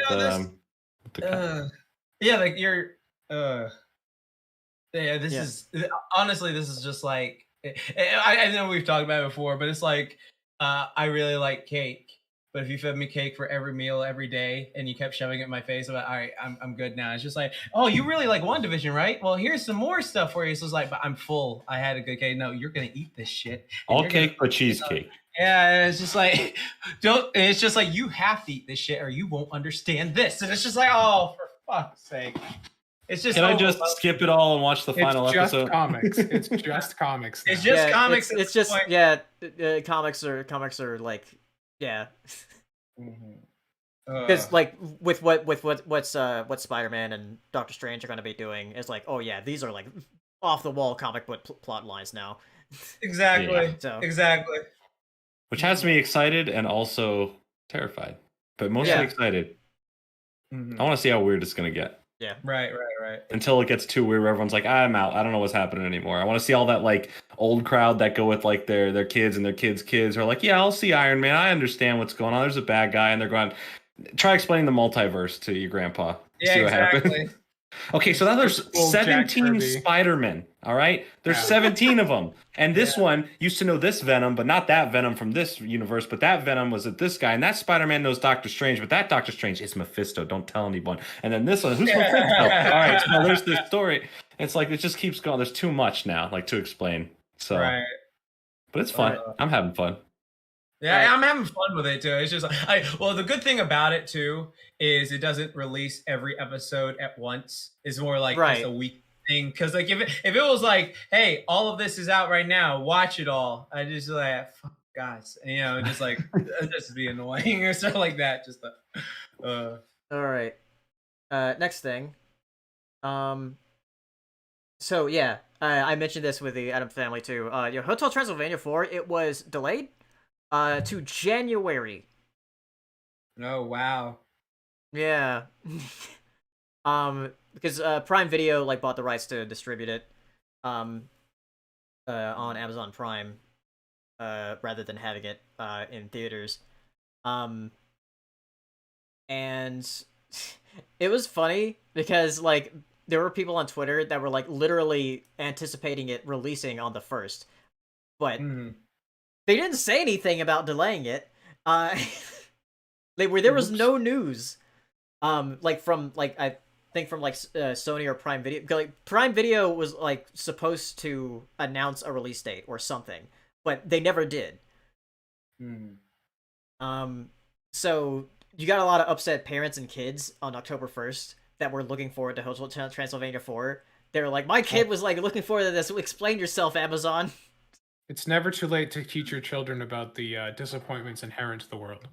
So get them mad at capitalism early. Yeah, I thought that was funny. And also, yeah, it's going to January where movies go to die. So with Scream 5. Fuck you, it's January. Yeah, Scream 5 is going to be in January too. Yeah. Oh Jesus. Yeah, a horror movie being delayed to January is not a good sign. Yeah, I know. I'm upset. It's like, dude, you could have came out the same time. Like fucking the Chucky series is tomorrow. Then fucking Halloween Kills Friday. Then fucking like, oh my god, you could have came out this month. You really could have, and it would have been super cool. But no, fuck. Yeah. All right. Next thing, Netflix is doing a spinoff of That 70s Show called That 90s Show. Remember when they did that 80s show back in the day? It got canceled after a season. Yeah. Yeah. Wow, that's crazy. Yeah. So this is like literally 20 years later with like I guess some of the same actors. But some of the same actors, but wouldn't they be? I don't because like I think the only two are confirmed are like the parents. Well, like Mila Kunis and Ashton Kutcher. No, not. No, the parents, like Red and. Oh, okay, Red. Yeah. Okay, yeah, Red. Okay. Yeah. That's interesting. I can't wait for that to be bad. Nah, don't you want to see Blockbuster? Hey, No. don't you want to see? Remember the 90s? Remember the 90s? That was the first 10 years of my conscious life. I remember. Oh my god, it was so cool. The 90s. We won't shut up about them, and we're not going to stop anytime soon. No. Yeah, I want to talk about it. I want to hear other people talk about it who are weaponizing my nostalgia to make money off of a poor sitcom. You like the 90s? Well, let me tell you something about the 90s. Here you go. Some stupid shit. Remember the 90s. You like Blockbuster. You were there. Better. You were there. Why would you want to sit on your couch and watch a movie when you could drive to a store and walk around it and get poor quality stuff that you have to take back in 7 days or less, so you get fined? I was trying to remember like the last time I actually went to rent a movie. Yeah. I think it was like in 2009 for me. Me and my at the time girlfriend, we went to a Blockbuster near her place, and we went there specifically because they were going out of business and they had a bunch of like their movies to sell. And that was like one of the first times I saw an HD TV because I had a big HD TV playing Bolt, and I was like, "Whoa, these movies look so good in HD." And that's what I remember more about actually being in the Blockbuster, was that like I realized that animated movies are like the best showcase for HD screens. Oh yeah, definitely. I think that was around my final time as well. 2008, 2009. There was one closing near me, and I remember just going there and actually buying the stuff that they were just trying to get rid of, and it was good times. Oh, I think the last time I actually entered one like on my own and not like with anybody else, because like my parents still did it for a while, and like I don't want to. I'll just stream it online or whatever. I have a bunch of stolen DVDs from Blockbuster stores. Yeah, I forgot to send them back. Like they're all because the last time I set foot in one was like a movie gallery, which is a chain on the East Coast. I don't know if it's like on the West Coast or anything. But yeah, I entered a movie gallery and I went. I didn't even rent a movie. I rented Bayonetta, when it came out in 2010. My God. Yeah, that was the last time. I wouldn't have thought that game was even rentable. I figured it'd be too new. Because like the movie gallery was still getting games, and I was like, I don't have money to spend on a game right now, so I'm gonna go rent Bayonetta, because I really want to play it. Wow, nice. That's awesome. I don't know why digital storefronts don't do like game rentals. Like it was like, here, $5 for like 3 days, you can play it. Because you have people like Tom who will like fucking pirate. They just want all the money. They want that $70 purchase. Yeah, I mean, I guess that's why. I guess that's why. Also, you're not going to spend money on microtransactions if you're only going to have the game for 7 days, and that's where they make the bulk of their money now anyway. Do they still make jam packs? No, unfortunately. No. Good back in the day. I was actually thinking, like, if I get like this PS1 game I'm working on off the ground, I want to get for like convention and stuff. I want to get like a bunch of other people I know making PS1 games and put a jam pack and just give them out at like a table at conventions. Oh, that'd be cool. Awesome. Yeah, that'd be really the indie games of tomorrow. Yeah. Nice. Yeah. Oh, that'd be great. That'd be super hype. Oh yeah, you could get like a booth at Too Many Games or something, and then give them out. Yeah. Just have like a bunch of like, get like some shitty old CDs, a fucking 200 pack, and just put them in like some quickly put together like little insert out of like PlayStation Magazine. Be like, here, have our jam pack. The bootleg cut. All right. Yeah, exactly. Yeah. It lives. Oh God. All right. Next thing. Oh yeah. So yeah, Jordan, you were here for this. Though I think your panels were like at the same time. So because Scott DeWaz had a panel and he announced that he was going to have a TV show, but reruns of like his videos on TV. Yeah. So I know a little bit about this. Talking with Scott a while back, this was like a big deal for a long time in the works, but it would be a syndication of his content for television. As bizarre. Yeah. Is it a kid's show? Yeah, it'd be weird seeing like YouTube videos on TV, like on. No, like, I mean it's his content that's already on YouTube. Yeah. Yeah, because I know I saw what's his name? Jacksepticeye, like he was on freaking Disney Channel. Yeah, because like Disney XD did that thing for a while. Where it was like, oh yeah, we're gonna have like a gaming part of Disney XD or whatever. And they put like Let's Plays on there. Yeah, that called the block Disney XP. Really? that would have been great. Why didn't they do that?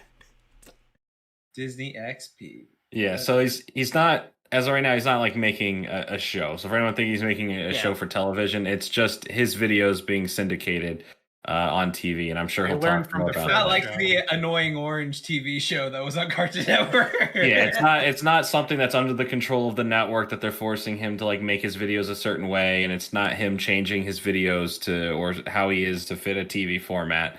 It's just his YouTube video being put into wider television audiences who don't watch YouTube. Yeah, I'm surprised. Yeah, I saw in the chat. I was like, I'm surprised like AVGN has never done anything like that.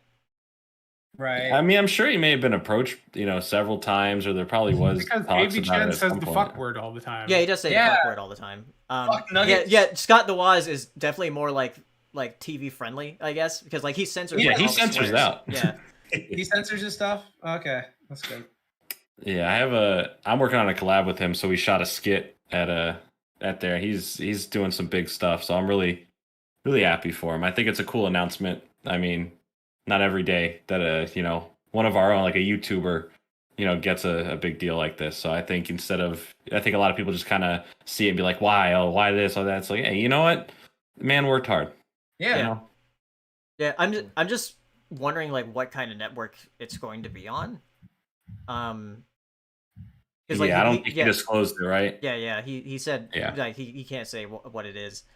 But yeah, it's definitely strange because for like YouTube videos to be on TV, personally, I don't have a problem with him like doing anything. I just see it as like it just seems like trying to get people that don't watch the internet to watch YouTube videos or something. Right. Yeah, the market there is like, I know about YouTube and I know about this YouTuber, so I'm attracted to the brand, but I would like to wait for it to come on television instead of have access to it literally at my convenience on YouTube. Like, right? What is the appeal? Yeah. At all? Because I'm not sure how big the pool is for the audience that are like. You can't even use an ad block on TV. You're gonna have to sit through tons of commercials. Fuck that noise. But yeah, good for Scott. I've been watching him since like before he had like 10K subscribers. I was like, this guy makes some great stuff, and then he blew up. So nice. Apparently, you were right. He did make some nice. He did make some great stuff. Yeah, he still makes some great stuff, and insanely like talented and like a lot of work ethic. Because like I don't know how he does it like so often. With such high quality videos. Right. All that child labor doing all the heavy lifting, really helpful. All right. Last thing. Sora and Smash. Oh yeah, that happened. It did happen. Should have been Goku. Yeah, like for the Smash reveal, I messaged Jax saying like, if it's Goku, you can laugh in my face when you see me at Cider Fest. You should have had. I was by the phone like this, like a hawk waiting. I was just waiting for that fucking like Nimbus cloud or spiky hair to go, hey, it's me, Goku. I was gonna call him and laugh. So close. So close. So close. I was punked. I thought for a second that was like Dark Souls. Yeah, it did kind of look like just like First Flame and Mario picking up just like fucking Nito does in the beginning of Dark Souls. I'm just like, why the hell would you put Dark Souls Smash? And it wasn't. I was like, okay, they tricked me again. Damn you, Sakurai, you piece of shit. This is why I don't play your fucking game. I mean, everyone saw fire. Everyone's like, "Oh, it's Cinderace! It's Cinderace! It's Cinderace!" But I was always thinking, like, who's that one person out there who is like, disappointed, like it's not Cinderace? It was like Cinderace, Sora. Like, like I want to meet that person. And everyone was like, not Cinderace, not Cinderace. Okay, Sora, thank God. But it's like I want to see the other person. I want to meet them. But yeah, this was like pretty much the perfect final choice to be Sora, because like it satisfies like almost everybody. Because Sora is a popular character in Japan and also in the West, so both audiences are happy. Because we've had characters where it's like Banjo, that was like definitely a character for the West and not Japan, where like Hero was a character for Japan and not the West. Though Dragon Quest is getting more popular here, but not that popular. Not the legacy. Right. Yeah. But Sora, yeah, I really loved the reveal. I was watching it with Saber and Viva, and Saber was Saber was actually getting emotional with the music and stuff. He was like crying. Yeah. He cried? Is it on stream? Yeah. In the Smash reveal, it's on the POS podcast channel. Okay, I need to see this. Yeah, but yeah, Kingdom Hearts, like it means a lot to a lot of people, and like Sora being in there. And like yeah, the first thing that was shown was the Mickey Mouse emblem on the Keyblade. It was like, here, we did it, we did it. This emblem cost us $5 million. Wow. When does he start crying? Like when the sound, like when Sora... when the song kicks in. Oh, when Sora, like when the mouse. Yeah. thing? We weren't synced. So yeah, he does a little bit later. Okay, I'm gonna watch that. But yeah, when he shut off Sora, you can tell that like, oh yeah, they didn't put like any Disney stuff in. There's no Donald or Goofy. Like the stage is like Hollow Bastion, so it's like, oh yeah, that's like a iconic. They edit out Donald and Goofy in the little like background graphics for the stage. Yeah, So but you still have like yeah. the Kingdom Hearts characters, like see like Kairi, Riku, and like Axel and all them. But yeah, it makes sense of why they did it, and also like having just the Mickey Mouse emblem is just like the only representation of Disney. Because and I think that's the way I would prefer it as well. Just so it's like, oh yeah, this game is like completely focused on video games. It's a complete focus, like celebration of video games. Right. Yeah, but that little symbol cost more than it did to make Ultimate, so... Yeah. It was ridiculous, you know? Want to know what those negotiations have been like all this time to get this to happen? It probably lasted for years. Like, can we get away with taking away? No, the reason Sora was the last reveal. reveal is because they finished it like the day before they dropped the trailer. That's why they couldn't get it ready in time for that Nintendo Direct. Like, oh, it's going to have its own Direct. Sorry, we can't. We need a few more days. All right, give us a week. Oh, hey, ponies in the background of Jax. Like, no, we have to debut this on Disney Plus. This reveal has to air out solely on Disney Plus for $30. No one can watch it for free on YouTube. If Jax is gone, if that was our last topic, I have one more thing I want to share, media related, that happened. Oh, what? I'm gonna drop the link. Critical Role, their animated series coming to Prime Video, Legend of Vox Machina. They dropped the actual like intro for it. It looks incredibly good. Oh yeah. The animation. I didn't have this on the ridiculous. On the list. It's fucking lit, and I love Critical Role, so I'm really happy that this is like actually shaping up to be like fucking dope. Because I have a ton of people who are like, you know, if you're into like fantasy stories and stuff, you should watch Critical Role. And they're like, it's way too long and I can't get into people talking. And like, I'm just like, here, finally, here's a way for people to understand why Scanlan is the greatest character in fiction without having to fucking watch 400 hours of people sitting at a table. It's beautiful and I'm really excited for it. Yeah. All right. So now let's go to Q&A. We'll try to get through all the super chats because we're already going a little over. So let's see. The first super chat here from Daily18 says, "What's a fear, big or small, serious or dumb, that you find yourself experiencing over the past month?" A fear? A what? What was the question? What's a fear, big or small, serious or dumb, that you find yourself experiencing over the past month? Fear? How morbid are we allowed to get with this answer? Yeah, I don't know. Say, the rabbit hole that goes pretty deep. Yeah. Yeah. There's like a ton of stupid fears I get, like, because I sleep next to like a fucking electrical outlet. It's off, of course. Like, there's nothing plugged into it. So like, I will like really get freaked out. Like, please don't let me get like a tumor or some shit. Like, I just like there's stupid shit like that. Like, I overthink stupid shit. Oh, like, dude.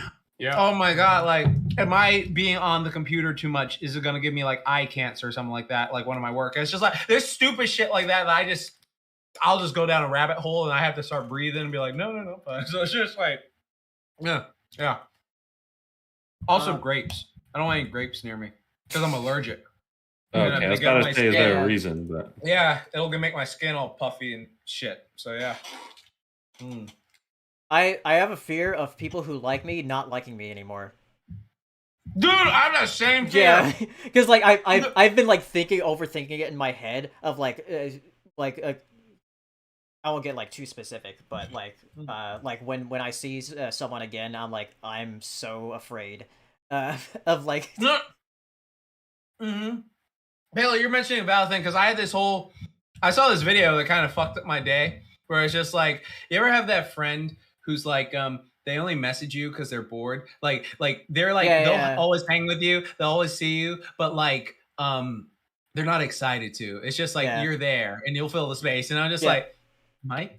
And I start thinking about that, so it's just like I am right there with you, Paleo, on that. So it's just like there was actually there was actually a time back in 2011. Yeah, it was 2011 or 2012.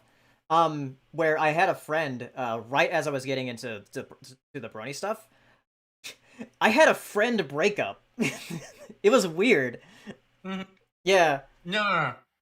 Friend breakups were so weird. Yeah, it was like they hurt more than like a relationship breakup. They're like, what the fuck? I actually lost a friend because of My Little Pony getting into it. Yeah. So. And now you got us, and we're closer. I don't care what anyone likes as long as I'm not harming anyone. I don't. You like ponies? You like Game of Thrones season 8? You know, do you? You know. Actually, but that's a little too far. If that friend hadn't stopped being my friend, I never would have gotten into the show and met all of you guys anyways, because he stopped being my friend because we were working on a collaborative project together, and I had taken commissions to go to BronyCon, so I was doing that work, and I wasn't working on our collab, and I said, I'm just going to go to this convention, hang out with some people, and then I'm done. Then I'm back to working on this project with you. Like, I'm just going to put all the horse stuff aside, and we're just going to keep working on this. And he was like, you know what? He like wrote me a long email and like deleted me from like his phone. Just said, fuck you. You're a slacker. You're not working on this. You're not a real fucking hardcore dude. I'm leaving the state. I'm never talking to you again. Go fuck yourself. I was like, oh, well, I guess my schedule's open now. And the rest is history. Well, you see, it's stuff like that when you look back at, that you can appreciate more. It's just like, well, then you weren't really a good friend in the first place. If like it takes something that small to break up with you, like it's just like it's just like. Because if you have a friend, like let's say me and Paleo just like beef, like, man, fuck you, all right? Sunny is so much better than fucking Izzy, you bitch. I fucking hate you. Get the fuck away from me. Don't talk to me or some shit. And then like we didn't talk, and then like I broke up, and like we broke up over like 12 years because we disagreed over something like just like I'm just saying this as an example, just something small like that. Then it's just like the friendship didn't mean anything. It was just like something out of boredom, but like it's like we're close, we love each other, we don't give a fuck. Like we talk about boobies and titties and all that fun stuff together. So it's just like it really depends. Like again, like that's what I always appreciate more and more. Like even Saber just posted a tweet about this earlier, that it's just like I genuinely appreciate legitimate relationships as you get older, because it's just like, oh, these actually have meaning. Because at the end of the day, I was talking to a friend about this, and we got into a deep conversation because this whole question's taken off deep. It's like, all right, so if you see that video with the stars, and it's just like you see how small we are, and then there's like that sun that's like a million Earths or some shit like that. And it's just like you see how small we are, and then like you go to Earth, it's like there are like 7 billion plus people on this planet.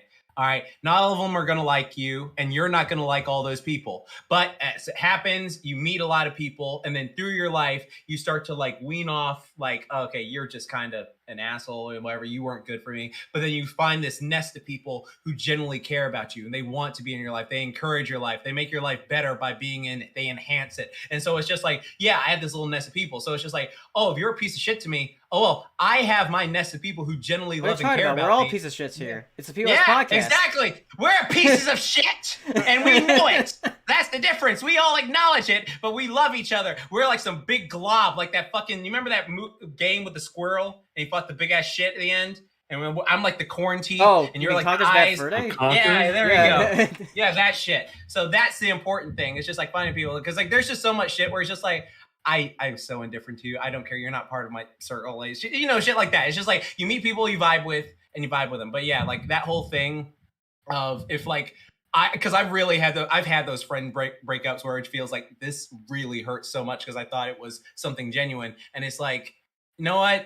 When I think back at it, I was like emotionally compromised, and I was like, you know what? That wasn't even that good. Like, was that even really good a friend? I was like, no, if they would do that to you, it's just like, yeah, fuck them though. So they weren't worth their time. So that's how I see it. But yeah, we got all into it. But yeah. Mm-hmm. All right. Let's see. I'm gonna go ahead and do Kellen Sproul's question here, since they have a $1 thing. This is do To Jax Blade, who's your favorite bodybuilder, and would you ever consider being a professional bodybuilder if you weren't a trainer? So here's the thing. My favorite bodybuilder, of course, is Arnold. If you don't see him, he's on the poster back there because I just think Arnold's the GOAT. Like everything, he inspires me so much. Back in the day, Wait, that's Bruce Lee. Right there, next to it. Oh, Right there. next to Your it. Oh, I mic's see it. kinda Okay. blocking it. Yeah, There, hold on. yeah, because you were There you go. you were There you pointing go. to the. I thought you were pointing at Bruce Lee. There you go. Yeah. There he is. Yeah. So I love Arnold Schwarzenegger, and when I was younger, I really wanted to do bodybuilding and stuff like that. But something I found out very quickly is, all right, so one of my things with fitness is I used to be a fat kid and have like horrible asthma. Like I used to have asthma attacks. I couldn't breathe properly when I was running and stuff like that. So I was like feeling that when I got fit, I was like so happy I could run and do all this stuff. But then like when you start bodybuilding, even though you walk a lot, I noticed that like putting on extra size, my cardio wasn't as good as it used to be. And so I went from being able to run like 5 miles like that. And like when I was getting heavier, I was just like, this feels a bit harder. I feel like I'm feeling too heavy and I don't like the way it's making my heart feel. So that's why I always decided to go with a more athletic type build instead of just like big yoked up stuff. Cause like I wasn't being as, my cardio was starting to like suffer from it. But so now I think like I'm at a good size where like I consider my size now as like hiding my power level, where like people like see me and they're like, he's not that big, but then like I can hit super hard and jump super high and stuff like that, and it's just like, yeah, exactly. Exactly. It's just like, what? I'm hiding it. And so that's how I look at it. But yeah, I don't think the bodybuild thing is for me personally. Also, like again, like I'm 5'9", and there's nothing wrong with if there was some bodybuilder watching this who likes some nerd shit. Well, first off, respect, brother. I just feel it would be weird for my height, just because I feel like I look like a Roblox character if I'm walking 5'9", like sideways. I don't know. I like if I get too big, that's what I feel like for myself, my height. Do you make the oof sound effect when you Oof. oof? Oof, oof, oof. Just do that. Brandon King asking, what are your guys' opinions on Chalk Zone? I Rudy's got love the Chalk Zone. Chalk Zone's Rudy's great. got the chalk. Oh, Rudy to booty. Why is it Snap in All-Star Nickelodeon Brawl? Dude. Snap is Oh way my better God. than fucking Blue. Fighter Pass 2. I'll probably have a video on that in November about Chalk Zone, but I love Chalk Zone. I haven't seen it in fucking years. The song remember is liking still it. a banger. Dude, The song if is anything, still if most people forget about certain shows that only had like a couple season run, it's always the theme song that will stick with you because they always had great theme songs. Yeah. Like remember last time we talked about Phil the Future? I got that video out and all the comments of the video is like, I can barely remember the series, but the theme song. I'm like, exactly, because it explains the whole story and it's a good theme song too. And Rudy had the chalk. Yeah. Rudy had the Chalk chalk. Zone. Rudy had the chalk. I had to know. And I had a crush on Penny when I was a kid. Yes, I remember that show. Yeah, so. That's all I really remember. Yeah, I remember a Hero saying that because a Hero's a big like a fan of Chalk Zone. Is he a fan of Chalk Zone or just the song? Because I think he just likes the song. Yeah, because he said he also had a crush on Penny. Oh yeah, we did talk about that together. Yeah. All right, Edit Man has a few here. It says top 5 Smash Ultimate trailers for me: Pyra, Terry, Sephiroth, Sora, and Hero. Like, oh Sashi. yes, all the weeb characters. Yes. No, but yeah, those were all good. And then Edit Man saying, I heard a guy who wrote Squid Game wrote it in 2009, but it got denied by studios for over 10 years. Yeah, that is true. Well. That is true. I heard he had to sell like his laptop and so much stuff just to like eat and like pay rent and like get by, and like the fact that it becomes the #1 thing ever for Netflix is like it's one of those like feel good stories, you know? Yeah, and like it's like when he like there's like some actors from Squid Game that were like posted on their Instagram, like the bad guy was like posting like, thank you for making me a millionaire, shit like that. So it's just like I can just imagine him now. It's just like, oh, it's like, wait, I thought Squid Game was anti-capitalist. Now we got to guillotine you too. Yeah. Oh god. I mean, it's interesting because like you think like, oh, it's such a good feel good story, you know, of this guy like working through all of that and making it happen. But like on the other hand, it shows how fucking awful studios are and have no idea what they're doing, and all these middlemen are literally clueless, and they should be taken out back in Old Yeller in a video game. Sad, bad, lame. All right, Yeah. Stop making DC Universe movies. Yeah, stop. Here's my 4-hour-long essay on why the DCU needs to stop. Reason 1, everything. Right. 3 hours, 59 minutes of silence. Yeah. Thanks for watching. Just filled it with ads. Just Oh God. Next one from Ediman. Thoughts on the Twitch hack? Yeah. So, if you do have a Twitch account, change your password. Why? Immediately. And enable two-factor authentication. Yeah, you didn't hear the entirety of Twitch, including the source code and everyone's earnings on the platform, all got leaked in a 120 gig torrent file. Yeah. Oh shit! I'm changing my password. Yeah. Like the big thing about the Twitch thing was like, oh yeah, it was like, oh, these creators make this much money, and then because I was talking to Saber about it, I was like, well, the biggest YouTubers make way more like than the top Twitch earners. Easily. Yeah, absolutely. But it's like the fact that people were going, wait a minute, Twitch streamers are making a lot of money at the top? Yeah, a lot of them show the sub counts, and you can calculate based on the percentages. You know how much they get from a subscription. You know how many subs they have. Do the fucking math. Yeah. Wait, Ludwig's one of the highest. He's making that much money. Wait, Critical Role's making this much. All these people make money. So do YouTubers. So does anyone who has any ads or any monetization. It's much easier to find out how much a Twitch streamer makes than a YouTuber makes, because like YouTubers vary a lot. And it's not just like even in different genres, variables. Even in different genres of YouTube videos, like there's a guy I watched. I was like, oh yeah, he has a video that has about 100,000 views, but he made like a lot more money on that because of the genre that he's in, which is like financial advice or whatever. Yeah, and so CPM dictates a lot of that different stuff on YouTube. So if 100,000 views with depending on CPM is a lot different. A lot of those finance channels have that $45 to $50 CPMs, which seem unbelievably. Yeah, it's insane. I was like, what? Why don't I have that? Yeah, and it's like you'll hear most people go, yeah, I have you have somewhere between like 5 to 10. Like I know a large channel who has like a $3 CPM, but they're a large channel, so like. When I had like 7, I was like, oh, I had 7. He's like, you have a $7 CPM, and it's like it's just so interesting how that is such a big difference in what gets paid for what and what ads get put on your videos. Yeah, don't rely solely on AdSense. So become a financial channel. Yeah, become a financial channel, and you'll get like $45 CPM.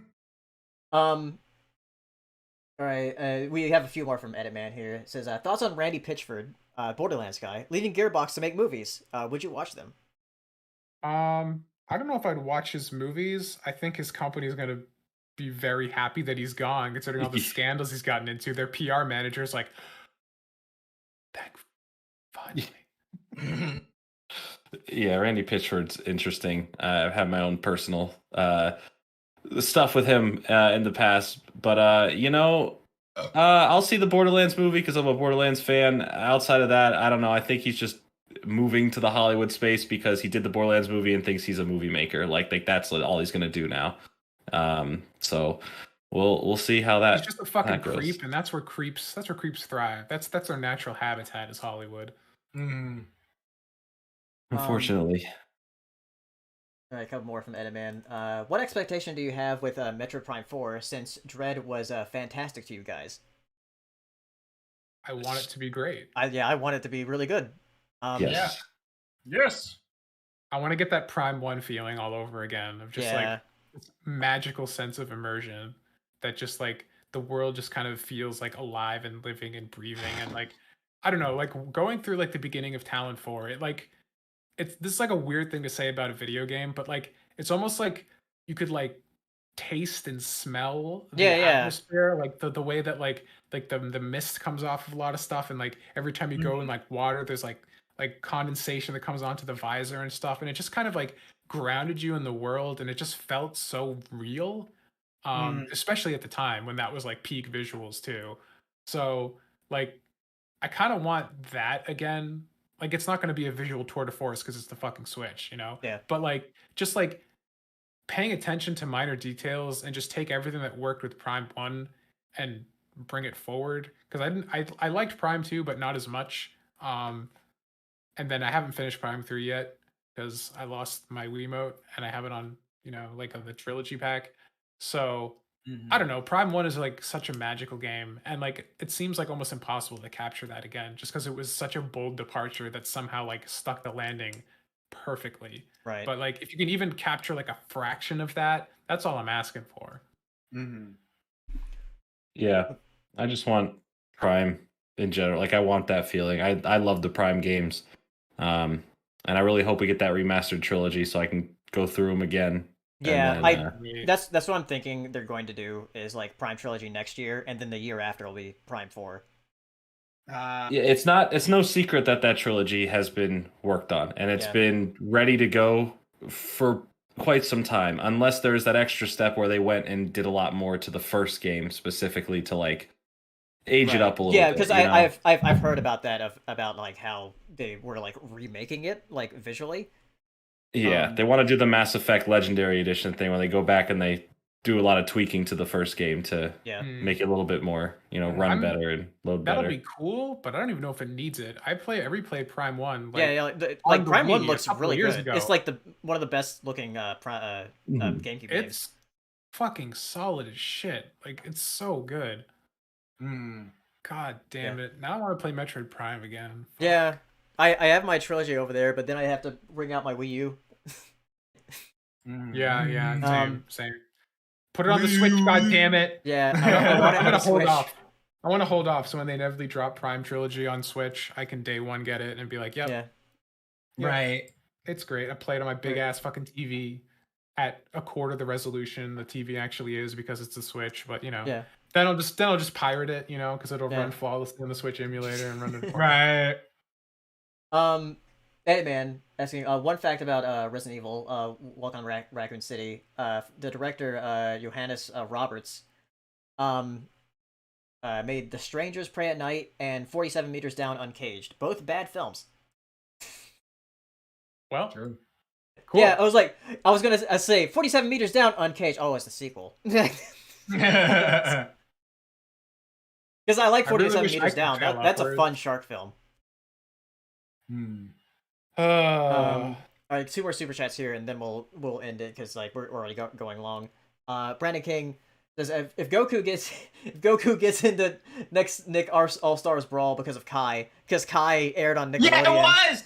Yeah, because remember that whole thing? They had that whole freaking rap of Avatar and Dragon Ball Z Kai in the vein of Nothing is a G thing. And it was like, I put it on my Twitter like several times. Like, it's just like, they had this whole rap with like, come on, Zuko, Katara, and Goku, and then some bullshit. And I was just like, I can't believe they're doing this. Like, that was, they could. So they actually could put Goku in there. Yeah. They're saying there's a chance.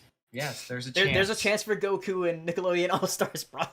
Yes. Nice. Yes. That would be a smart move. Yeah. Yeah, Goku versus Oblina. There we go. Oh, yes. Yes. We've been waiting for the matchup. Oh, God. All right, Ryan Balderson has the last super chat here. It says, just wishing you guys a happy Thanksgiving from Canada. Because it's Canadian Thanksgiving. Yeah. Happy Canadian Day. Yeah, I was just talking about this yesterday. It was like, apparently Canadian Thanksgiving happened before American Thanksgiving? Mm-hmm. They're just happy not to be Americans, and who can blame them? Yeah. Right. Fair points. Daily Scenes that says everyone say gudgy guh. What? Gudgy What? guh. Thing. I feel like I'm being tricked. I don't know what that means. Or is it There might be gudgy guh? Japanese- What'd you call me? Oh, She's no. Good night, everybody. Yeah, good night, everybody. Yeah. Canceled. Final POS yeah. podcast. Final one. Everyone gets canceled. Except me.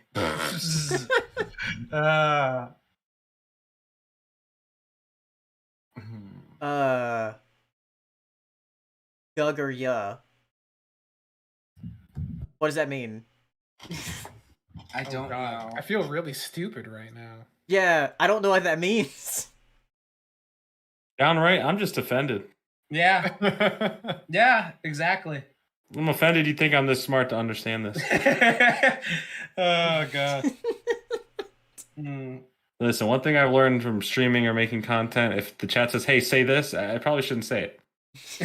True. Make that the title of the episode. The first one that was spelled wrong. Like, I've actually had a chat one time when I was like streaming like the Game Awards or E3 or something, where somebody said just like, hey, give a shout out to my guy who says his birthday today. His name is Ice Wallow Wallow Cum. And like just say it all together. Yeah, that shit. It's just like icy wieners. Icy wiener. Yeah. Or it's like Aqua Teen Hunger Force, or it's like I am Sofa King.